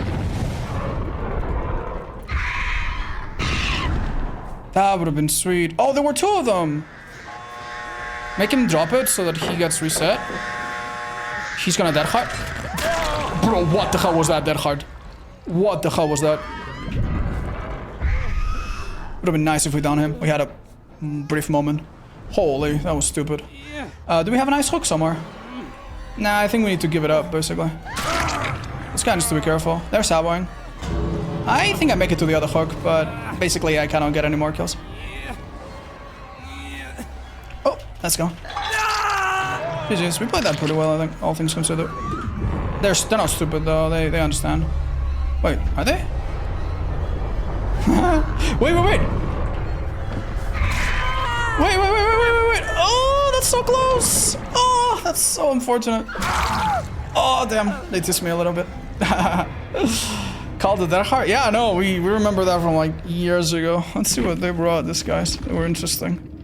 Okay, not gonna lie, it's a key, but it was something unique, right? At least we haven't seen that in a little while. GG's, yeah. Wouldn't be upset to see this much variety. And using the plot twist to like down yourself so you can be picked up. That's interesting, right? This is probably like the most boring kind of thing as a killer, because this is someone doing gens fast in the background and then they hide and then they do gens back. But yeah. Anyway, yeah, from this point on, what are we gonna see? Oh my god. Yeah, I said that Painter's... It's true that pretty much since this perk has been in existence, it's gonna be like always at the top of the tier list, always gonna be meta in some way, right? But there was a short period of time, right after the meta shakeup, where doing damage to gens passively became a bit less prominent, and there was a different strategy that everyone seemed to love. Let's talk about it in a second. Okay, so the next meta is personally my least favorite, especially as a survivor. I didn't do it very much as a killer, but especially going against as a survivor. It's probably my least favorite and a lot of people's least favorite. It happened around the time that the Knight came out, even though it was not necessarily very good on the Knight. The Knight has the ability to break multiple things like pallets, you know, breakable walls and stuff with his power. So obviously he doesn't benefit a lot from having like gen kick or anything like that, because why would you, right?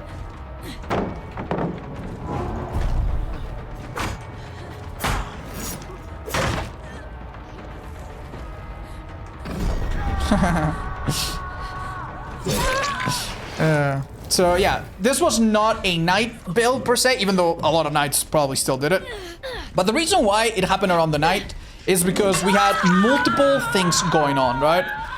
The developers buffed the normal generator kicks. Normal generator kicks on a gen initially did not do any damage. If you kicked the gen that was at 99%, it didn't bring it down to 94 or 95 or 96. It just made it start regressing, you know, sooner or later, but it made it start regressing. It didn't actually deal any damage. That was a quick heal, goddamn. Well, they buffed that. Then in the meta shakeup, they changed several perks, including Overcharge from the Doctor, an Eruption from Nemesis. These were perks that had some usage, but not very popular, right? But oh my god, they all started working together. And then the Knight did the final icing on the cake, which was to add a perk called Nowhere to Hide. So with all of these perks, killers now had a lot of perks that activated with no condition, with no cooldown, pretty much. Just every time you kick the gen, right? Every time you kick the gen,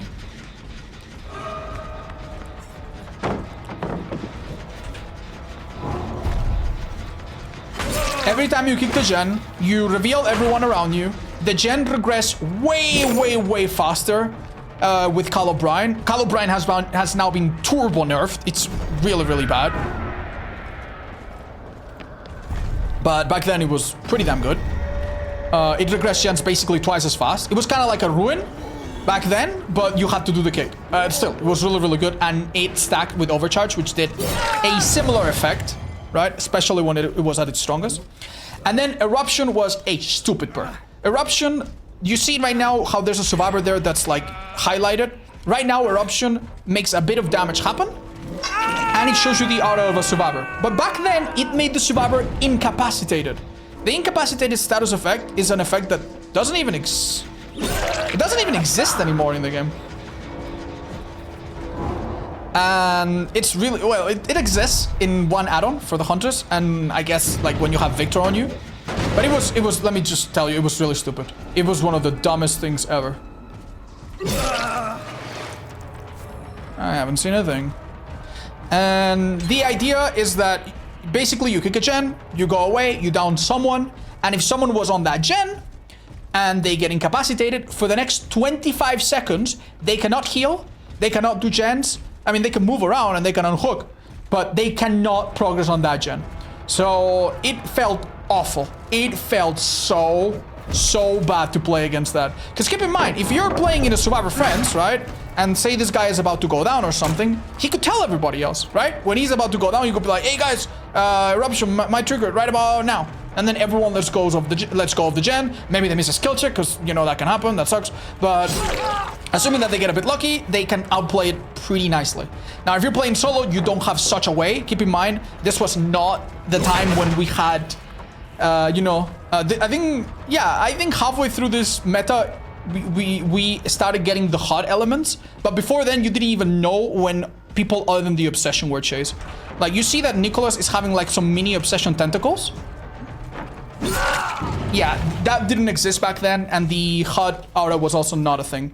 So you generally had no clue when someone could go down unless you were really paying attention or were in a coordinated, communicated group. So you could be doing a gen, even if the gen was at 0, as long as the killer had kicked it, the eruption was applied, and that was one of the worst things ever.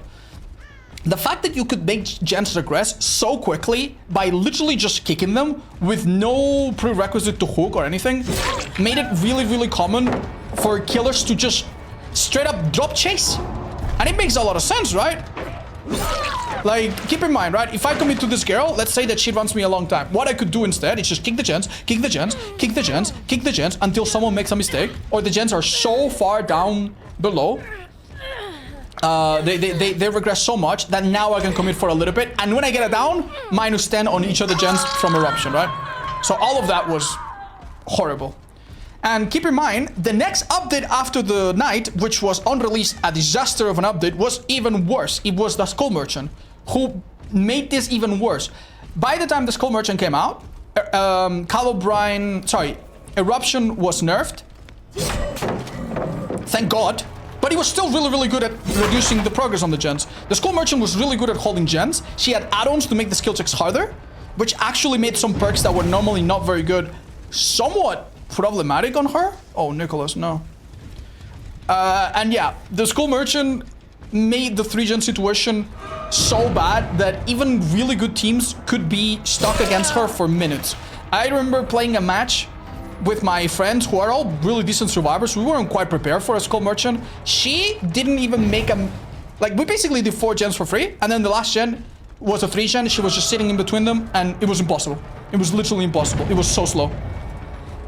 It took us 45 minutes, and she had no terror radios, difficult skill checks, slowdowns here and there, blah, blah, blah.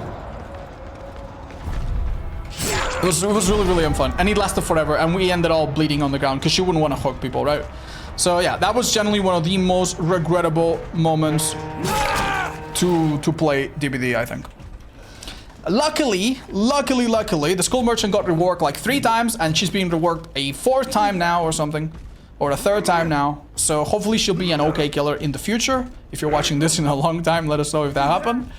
And the 3-gen situation got massively addressed by adding a new mechanic. Now, when a generator takes a big chunk of damage from a kick or pain res or anything like that, the generator takes 1 damage. That can only happen up to 8 times. After 8 times, the gen gets blocked by the entity, which I'm sure you've seen. It starts to block a bit early to give you a warning, and then it will never take any more damage. The gen, if it's at 99 and you kick it, like, it won't let you kick it. And any perk will not be able to damage it anymore at that point, right? Also, Overcharge was nerfed. Cal O'Brien was super nerfed. Eruption was nerfed. Thank God, it took them like 7 months. And Nowhere to Hide is the only perk that hasn't been nerfed. This Nowhere to Hide is still really good. Especially on killers that can hit you through walls like Nurse, is still quite busted. But all of the perks around it, you know, kicking gens mindlessly now is definitely not such a good idea. They also buffed the perk Deja Vu on Survivor, without a doubt, to help survivors deal with 3-gen situations and, you know, give them more info on gens and stuff. So that was another thing they did to help with that. And dare I say, nowadays, it might still happen. Like, killers might hold the 3-gen for a while, but I've never been in a game where the gens were, like, held for, like, extended periods of time. That kind of gameplay doesn't work at all. Now, let's talk about the Knight a little bit as well. The Knight, honestly, at this point, still has some bugs and some nasty things about him. But he's in a slightly better spot where you cannot put a guard right at your feet. You used to be able to just spam guards at your feet, and people really didn't like that. And the guard detection was so bad overall. I'm sorry, I've seen people hide before, so that the map of the realm, the brown add-on that I'm using right now, was basically a necessity. You needed this add-on. Nowadays, this add-on is partially built in, so it doesn't feel as good if it doesn't feel as bad if you don't run it. And yeah, one of the reasons why I mentioned this killer doesn't really need gen kicking perks is because you can just kind of send your own guards to do this stuff, right? Sure. Yeah, the Knight's still troublesome, don't get me wrong. But yeah, back then he was really broken in a lot of ways. He wasn't really a very polished character. He had a lot of bugs that still endure and some that were particularly bad. You could like send out your guard far away and the game thought that you were far away, so you could be next to a hook and instantly down someone with Make Your Choice, for example. You could be stunned while you were in sending out your guards. That still happens a lot. That still happened to me recently. And the Iridescent add-on, the broken contract thingy, was one of the stupidest add-ons I've ever seen in this game. Every time you send out 4 guards, you had insta-down. So back then, one of the maps that people would send themselves to 3-gen was RPD. RPD had 2 gens in the middle room and 1 gen that could spawn really nearby. Right, when it first got split up. And what you could do is basically... Oh, hello. Basically hold to those gens forever and forever and forever and forever. And eventually you would put a guard right on top of a survivor and bam, insta-down right after. And that was really annoying. I made a video like talking about the most evil Knight build. I played as and against it at one point. Oh, I didn't realize. Anyway, we're probably gonna see this guy here. Do we see anyone else? Ah, let's go for him. Sure. These guys are hiding, obviously, so. This guy's only second hook. It's not ideal, but. Damn, he read me like a book, I have to say. I'll say this guy's still here. I'm sorry, it's just a bit of a slow game. Oh, interesting. I did not think he would run this way. Hi, what's up, dude? What? That's so nasty! Oh my god, dude. We just got super outplayed. I heard footsteps behind me, I think. Oh, man. Nasty. Anyway. I'll pick him up, Chad. In the interest of ending this game a bit sooner. Was there anything else that they changed to make the 3-gen less of a problem? Not that I recall. Do you guys have any great memories of that time? Yeah, it generally made me hate playing Survivor. I hated it so much. It was so bad. This is fine, guys. Oh, is this? Well, boy, damn. That must have been a Spember's pocketed. I didn't even get to say goodbye. Yeah, no worries. You're getting ahead of some things, Chat. You're getting ahead of some things. Don't worry. I think this guy's probably just gonna heal and get out. So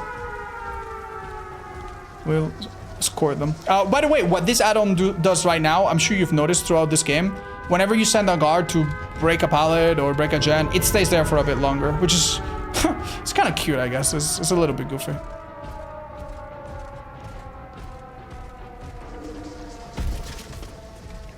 I didn't see them here, so my guess is they're healing in classroom elsewhere, or maybe they're going through here.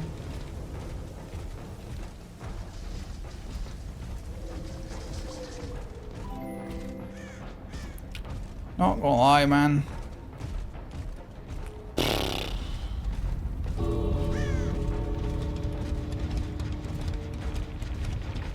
Place your sleeve. Thank you.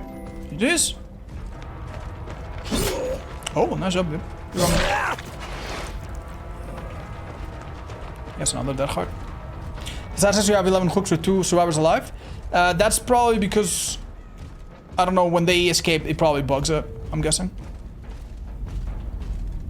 Okay, thank you. Hey, Joyce. Okay. Are you doing all meta builds or current? Yeah, old meta builds, chat. And this, I think the jank meta lasted for, I want to say, how long did it last for, guys? 5 or 6 months, maybe a bit more with this. If you count the part with the Skull Merchant, 6 months or so, right? Yeah. Let's talk about what came next then. Okay. You know, the meta that we're gonna head into right now was just honestly really depressing. This is the one meta. There's been some things, right, that as a killer main, which I am, you know, you feel a little bit sad for the survivors and you go, oh, poor things. This is the one that made me really think these guys are in such a bad spot. Right? And it was the ultimate weapon meta. This is a perk that came with Alien, right? And right now, it's not an insane perk, right? You open a locker and anyone that's close to your terror radius screams, and that's it. Before, it wasn't just a perk that worked around the terror radius when you open a locker. It worked around your terror radius, period, for like 30 seconds. So it was an insane detection perk. And keep in mind, distortion was pretty popular. This perk was not countered by distortion. And mind you, even though I'm using it on Chucky, this was not the #1 killer that used this perk. Mostly you would see blights, nurses, like strong, aggressive killers run this, right? And these guys are doing so hot. Bit of a mistake, I think. But where the hell is the survivor that did this? Oh, he stayed there. That's crazy. That girl, I have no idea where she went.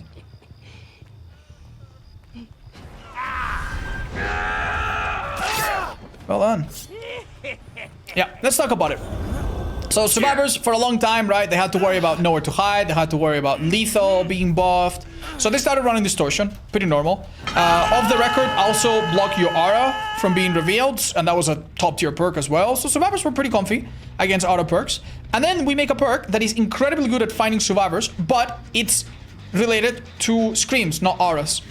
And not only that, you can also tell which survivor it is because each survivor has an individual voice, right? So say, for example, that Leon is dead on hook. If Leon is dead on hook and I'm looking for him, I will open a locker, go around the entire map, and at some point, Leon is going to scream and I'll be able to tell who it is based on the distinct noise, right? And then I'm gonna tunnel him out. And if I'm playing Nurse or Blight, obviously it's gonna be horrible, right? It also made killers that were not as good as Nurse or Blight but had some snowball potential be very good, like Oni, for example. Oni could open a locker and just go around the map, basically flushing everyone out. It's kind of like an infectious, but you don't even have to down anyone. Infection. Another thing about Ultimate Weapon is that it made survivors blind as well. So if you were playing against solo survivors and they tried to help each other off the ground, they wouldn't see each other. That was not the main point of Ultimate Weapon, but it was also another really mean thing about it.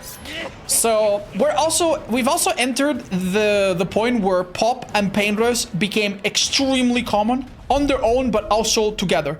Now Pain Rush only work on the first hook that each survivor gave you. And that was a problem, right? Because, you know, before you could tunnel one person and get a lot of slowdown all throughout. Now, you would not get that kind of slowdown. Oh, damn. Well done. Excellent job, dude. So, Pop kind of helped you to get rid of that issue. Your idea, of course, being that you're going to Pain Rush a hook on your first hook, then pop it, then pop when you tunnel Leon, for example. And then, you know, once you've already killed one survivor, then the new survivors that you hook will give you painter still. So it was basically like a really nice way to just get slow down, slow down, slow down. And it honestly still is. Even though they've since nerfed pop and painters a little bit more, if I remember correctly. So yeah, Noid also was incredibly disgusting with, what is it called? With Ultimate Weapon. Ultimate Weapon makes you scream. So it makes anything that needs to be interrupted a problem, right? So if you're doing a totem and you get interrupted, you have to start over again, and it's really nasty. And if you're doing a pick box and you scream, it resets it. And if you're doing, you know, a gen, it will trigger Deadman Switch. So this was, the screaming was really, really uncomfortable. Survivors got so sick of this perk that we actually had survivors run the perk Calm Spirit. Now, the perk Calm Spirit has always been pretty bad. Like, okay, not triggering crows, whatever. But after the meta shakeup, which happened sometime around Wesker, right? I think right before or right after. Calm Spirit had been reworked to be stronger. And it prevented you from screaming now, which is nice. But they also made it make you do totems slower. And make you open chest slower. So overall, the perk was still really, really bad. In some ways, worse. Right? So if you had Calm Spirit to outplay Ultimate Weapon, you had to do slower totems as well. Which was really, really stupid. I don't know why, but these people are struggling. If I tunnel this guy out, they are in trouble. Yeah, so that was a really, really nasty combination of perks. Let him go on the hook, man. Let him go on the hook, man. Stupid flashlight off the record users. You're mine, asshole. Okay. I think he's actually given up. Or maybe. Oh, thank you, Rat Poison. All right, let's now talk about Chucky. She picked a window that's not there. I'll go for the guy that's been on the ground the longest if possible. I'm not interested in winning this or stopping them or anything, please, just... Okay. Are you serious? The last survivor is here? How is this real? I couldn't make it. That's so funny. Let him have it. Let him have it. To be fair, we're at 3 hooks.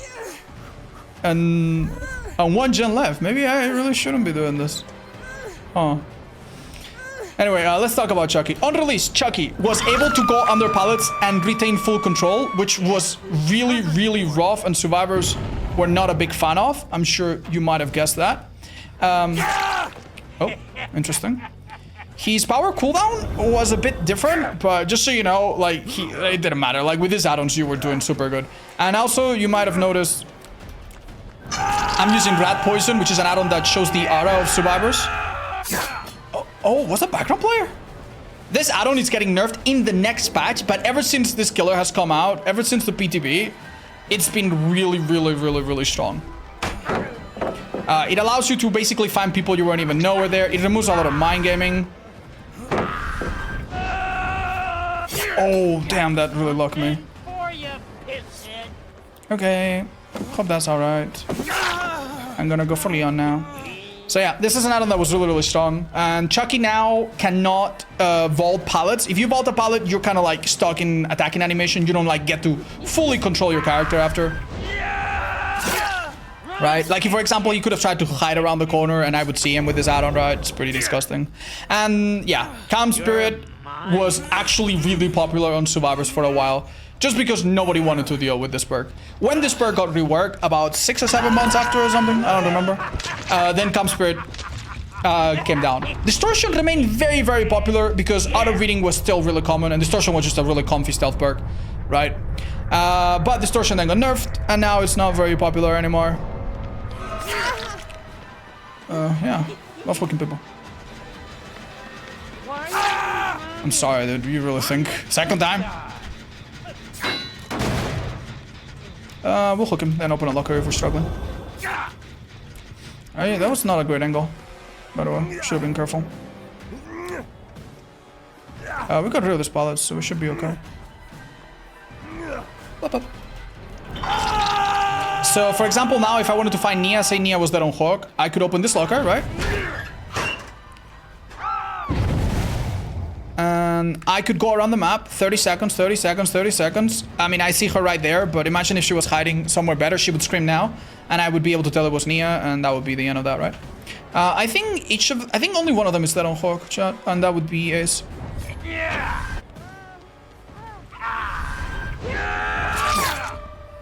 Nice try. I thought it was Fang, by the way, that was here. Hello. This looked like Fang. It's not. Okay.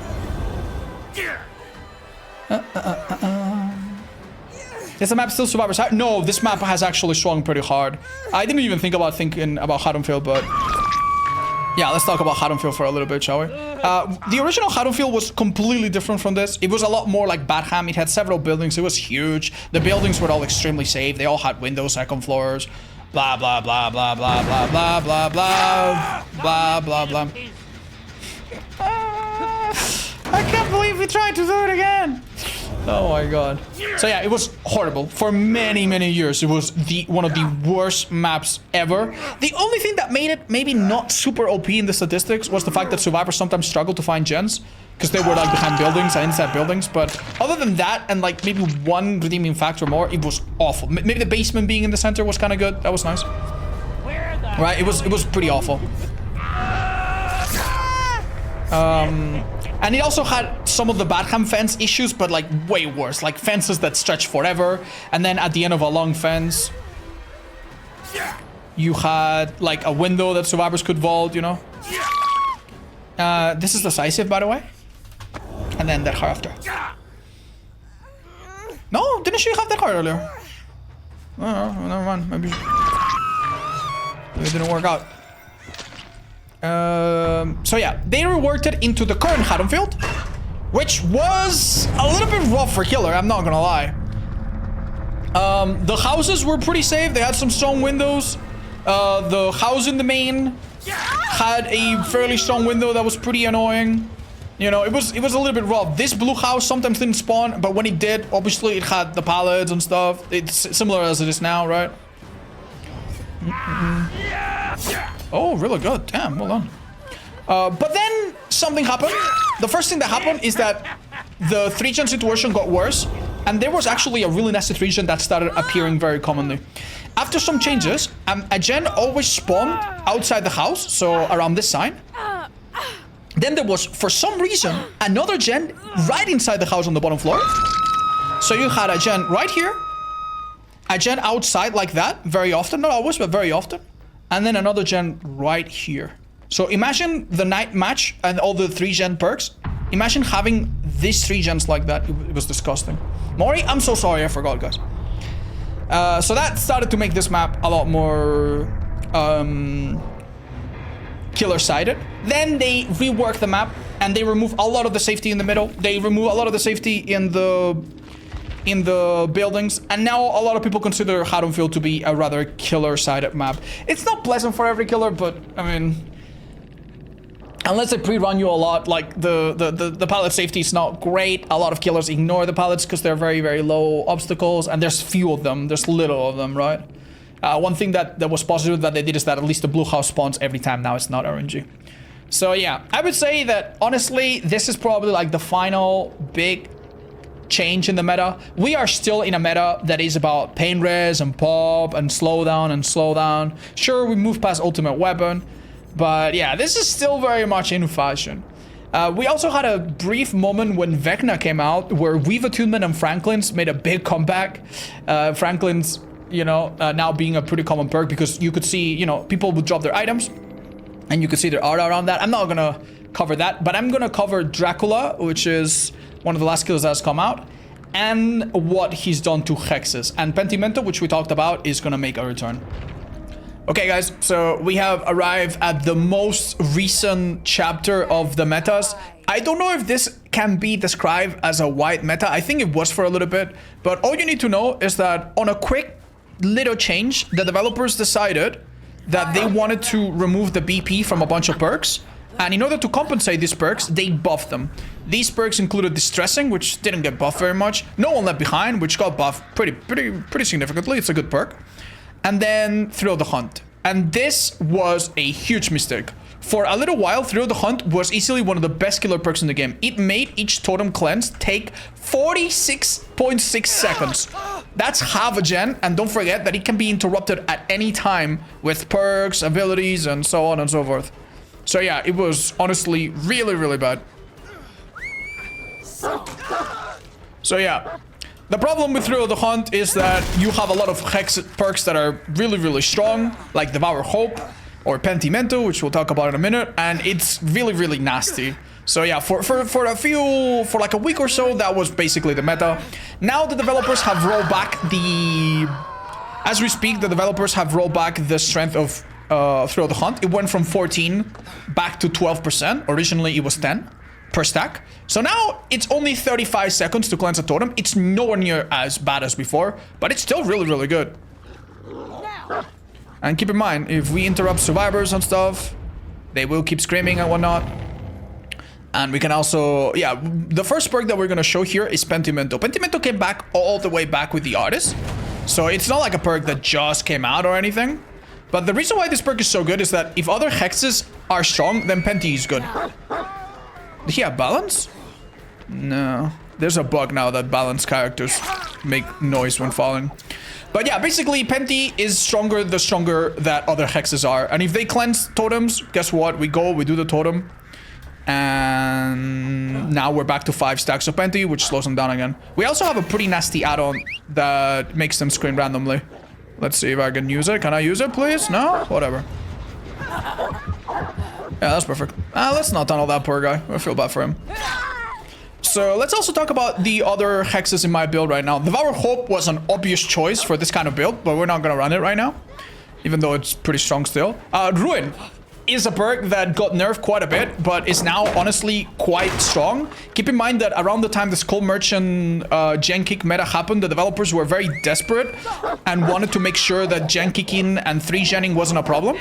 So they introduced a new mechanic called the anti-3-gen mechanic, where if you kick a generator too many times, or if the generator gets damaged too many times by like big perks, such as Eruption, Surge, Painless, yada yada, up to 8 times, the generator blocks, and you cannot damage it anymore. The survivors can get progress, but you cannot damage it anymore. Oh, dog got stuck. Anyway, where's the totem that got done, by the way? I don't see it. Oh, it's right here. Let's do it. So yeah, Ruin has indirectly become better.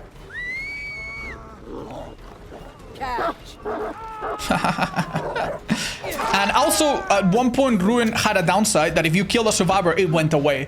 One of the best things about Ruin is that if you're in a 3v1, it's a pretty insane perk because survivors have less manpower to obviously do gens, right? But they took that away somewhat recently as well. Now if a survivor dies, Ruin doesn't disappear. And then the perk at the bottom is called Blood Favor. This perk activates whenever you injure a survivor in any way, and it blocks pallets around you, which is pretty damn good. This works super well on a lot of killers. I'll be honest, on this killer, it's not that super necessary. Right now, the Handmaster is very strong, overtuned, plays around pallets really well, as you could see. You see what I mean? Like, she's pretty insane. Every time they cleanse one of these totems, I just go back and I use Pentimento, and now their gen speed is 30% slower for everyone, which is super brutal. Yeah. So they basically, even though this is not a build where we are actively like preventing any totem from being done, if they decide to do the totems, they basically have to do an extra 2 gens, which can very easily backfire. I'm gonna put the dog path over there. And just set another Penti, you know, just keep them doing side objectives. Because we keep putting Pentimento, the amount of totems in the match stays at 5, which means that every single totem is 35 seconds. Also, if this girl tries to do the totem, she will scream and she won't be able to. That's the green add-on. Yeah, see, she cannot do them. She will keep screaming for a little bit, so this is pretty brutal. Hold up, I have an idea. No. Oh, well, that's really wrong. Oh, nice. Look at them. They're getting progress done. But yeah, as I said, they nerf Thrill the Hunt. Now it's only 35 seconds as opposed to... This is so ridiculous. As opposed to 46. But I don't think it's fair. I think this perk is probably gonna get nerfed yet again. The hex perks are balanced around the fact that they don't necessarily last very long. Some people are upset at that, by the way. Some people are like, oh my god, my hexes are gone in 2 minutes. That's not the worst thing in the world. If your hexes give you value for a couple minutes, that's a couple minutes where survivors were not jamming out gens and you have a chance to bring it back. You know what I mean? That's kind of the point of hexes. And if all of your hexes are always being cleansed, you have things like Hunt the Ground from the Spirit or Pentimento from the Artist to punish. What, am I stupid? This girl deadass went into a basement. What, you think I'm gonna be upset that she's using her perk? I don't care, man. Let her do whatever, dude. She's dead on hook. Actually, this is a pretty good use of her time. Because if I find her, the game is over, right? So she might as well just be playing it slow. What a horrible thing. I know this game's not going well for them, but don't sell your teammates out, man. Little rat behavior. Anyway, my expectation is that... I mean, two things could happen, right? Either they nerf this perk again, which they could. Either they nerf Thrill the Hunt again, and then I guess things are back to normal, or back to what they were before. Or, this is another thing that they could do, and they do this all the time. They refuse to nerf Thrill the Hunt, and instead they change how totems work on a fundamental level. So I honestly wouldn't be surprised if on like a January or February basis, we have a little update that's like, oh, totem cleansing now does not revert back immediately if you are interrupted.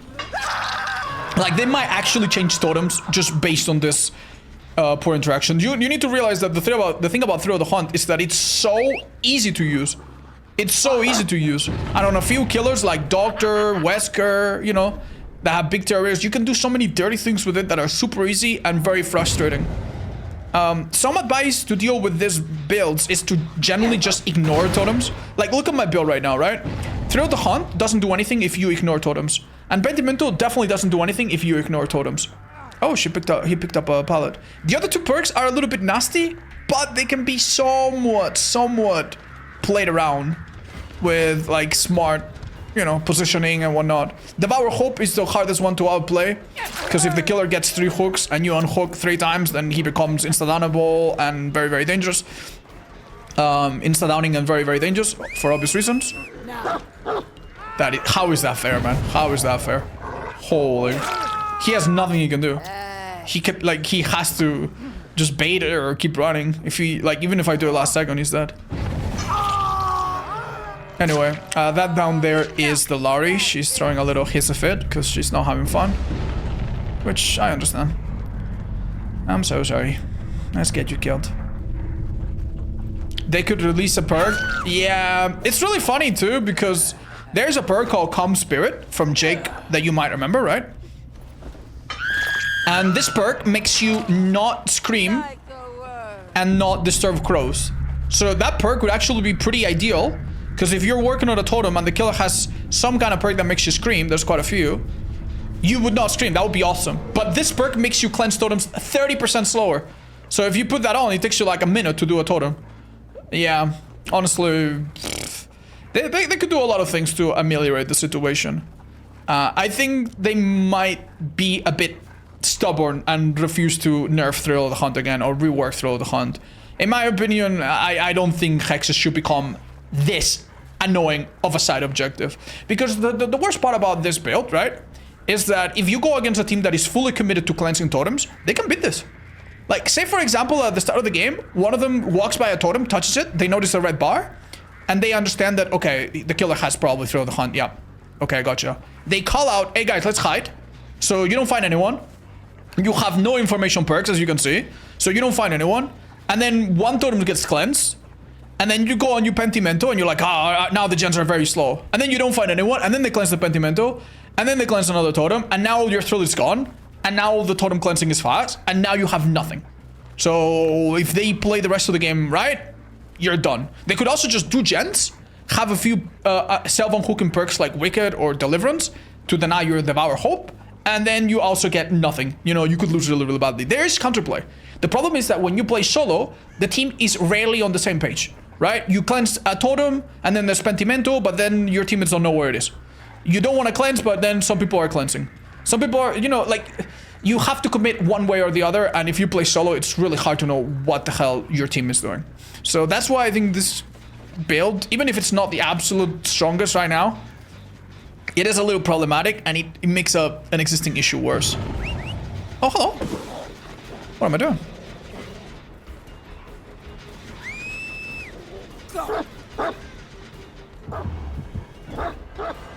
Oh my god. Ah, she panicked. Got you. Yeah. I also, it's just really funny because a few months ago I made a video where I was like, okay guys, for a few minutes I'm gonna rant about the most problematic perks in the game.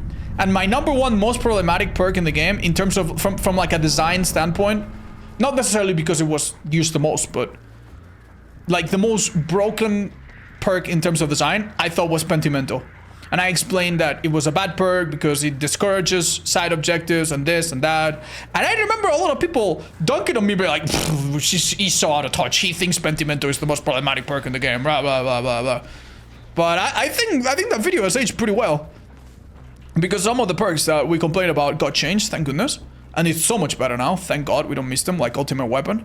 And Pentimento, now that we have strong hexes, it is a problem, man. It really is a problem. Poor survivors are running perks like Counterforce nowadays to try, or at least they were until recently, to try to counter impossible to cleanse totems. Makes me feel bad. If you find a survivor running a perk as bad as Counterforce to try to outplay something, that's how you know that thing is probably a bit out of whack. But yeah. Predictions about what the next meta could be as well. Now that we have a perk from this killer called Jagged Compass that creates other Scorch Hooks, I think Scorch Hooks are gonna be very, very enshrined in the meta. I think so. I would not be surprised if Paintress, Floods, Paintress, Gift of Pain. Oh, well done, dude. Get him. But yeah, hopefully you guys have enjoyed this little summary where we went over the main metas. It's also entirely possible that we missed one of them. So, you know, for those of you watching on YouTube, let me know if there was one that you think we should have covered. Maybe one that was brief or that I completely forgot about. GG's.